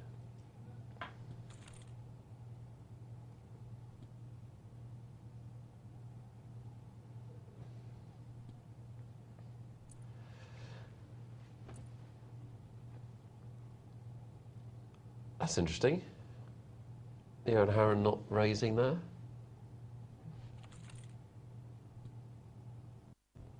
I don't know what to make of that, really. I think he's probably ahead with that hand, and the problem is so many overcards can hurt him. I think he missed a bet there for once. Either could have bet out or check raised. I think he was he was unsure where he was, I think. So he just thought, I'll keep it small. I think he'll call, but I thought he just decided he'd check and call. Because sometimes I think that's not a terrible option. If you're not quite sure where you are, but you just don't want to be, you don't feel you could call a re-raise, or you don't feel you could call a raise, Yeah. but you feel you could call a call. And also, we've touched on this before, because some of the time you'll be calling someone who's trying to bluff you. And that'll make up for the times you're calling when you're behind.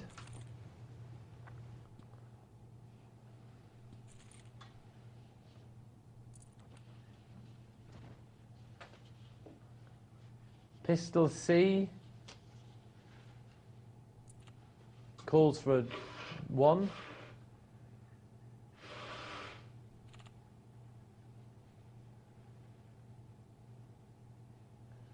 Bud Burner on a small blind with 8-4 offsuit.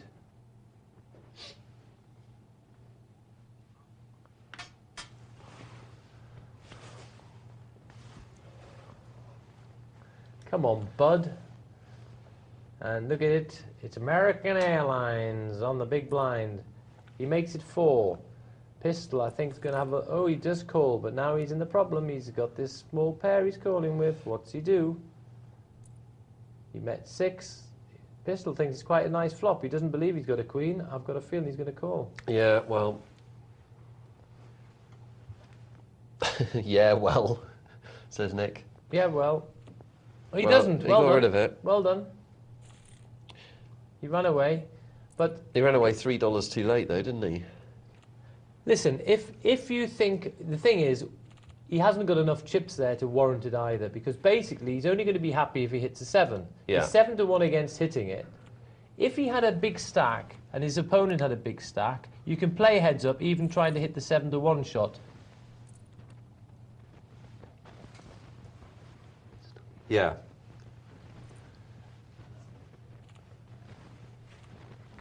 Because then at least you can get a big reward for it, and you can get well paid. So if you can get well paid, that's good. But in his case, he only has $57. the risk-reward ratio is out the window, I'm afraid. Yeah. So either he doesn't believe the initial raise and re-raises him, finds out where he is, or he passes. Well, Big stack, he can call with the pair, hope to hit it, then be prepared to get away from it. yeah, Pistol C's calling a few too many hands at the moment, but he's got lucky in this one. He's hit the 8. But Johann's cracked it in there. Continuation bet from Johann. He's got 2 overcards.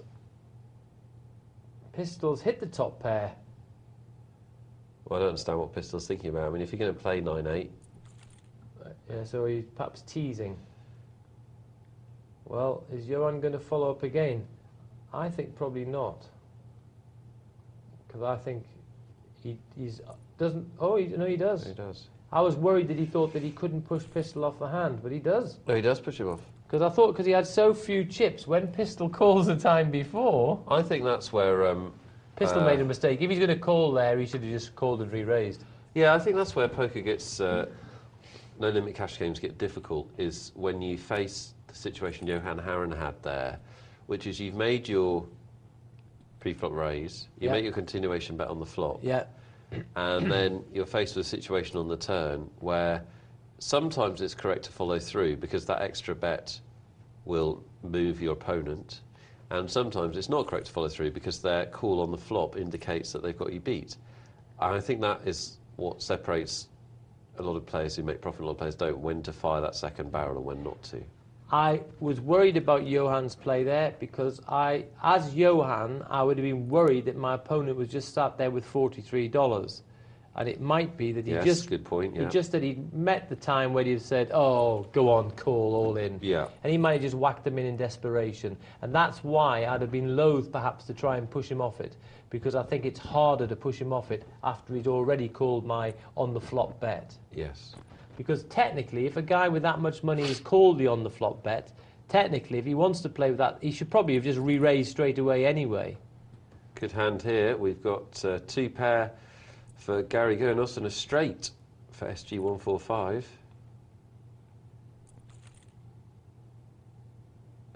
Well, that might help Gary Gurnos, actually, because... Gurnos, that's definitely West Country, that is. That'll help him win it, that jack, because Gurnos. it'll make it easier for him to get away from this. That'll help him. Right, do you want to talk about the poker, or...? Yeah, I do, yes. Well, you've missed that now. No, it did help missed him. It. Because it made it It's more too late, apparent. it's gone, James. No, Don't we can try talk and about cover it. up for your childishness.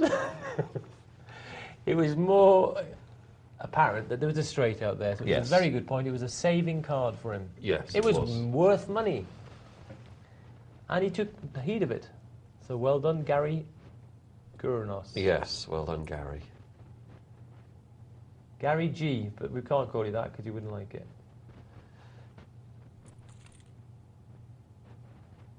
Pair of 3s for Latinator, pair of 6s for Bud Burner. Probably not going to have a hand to write home about here.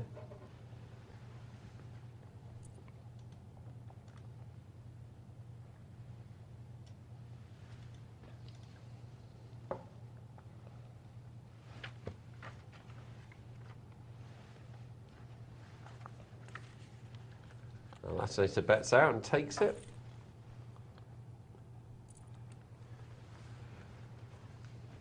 Excuse me. I'd like to thank Joe for making me raspberry and echinacea tea to fight off Nick's cold.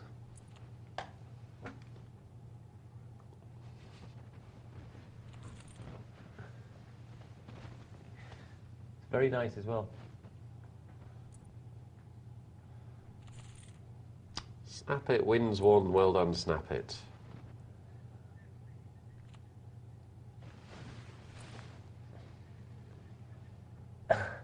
Snap it. Craven there, pair of jacks.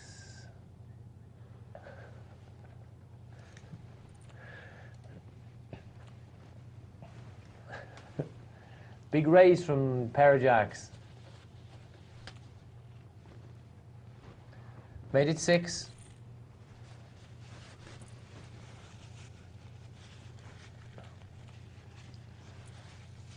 Johann, how's he going to play? He just calls with the 7s there. He's got company. That's what having a pair like that needs. Then it if you click your flop, there's more chance that you will get paid. And look at this, a chirpy raise from Bud Burner. Made it to 4. And it's a re-raise from Pistol. Ah, that's a bit better, Pistol. Proper poker from you now. What's happened? Shooting from the hip. Yeah, he was. Before, he's Ooh. been very sort of just limping, not knowing what he was doing. Now he's asked the question. Start asking the questions, you'll start winning the chips. Absolutely right. Aggression tends to be rewarded in this game. Look at all the money on the table, James. It is unreal. This is a 50-cent $1 game. Really is a big game for this limit. I would imagine there's a decent waiting list for it. There's about $1,500 there. Yeah. Unbelievable. Fantastic game. Bud Burner, top. Johan Harren breathing down his neck. And the set of 7s for Pistol, he'll be frustrated that he won't get much out of this because SG145 has nothing. Well, is he going to be worried about the flush draw? He's popped in 2 into a pot of 2. Look at that. He says, can you believe it? I'll do my money with a pair of 7s before I click the flop and I get nothing. And that's no good hands, only good situations. And that's the problem. You've got to bear that in mind in the whole scenario. Basically, it's no point losing truckloads with these lower pairs because some of the time when you even connect with them, you don't get paid. That's right. Yeah, people do overestimate their worth, no doubt about that.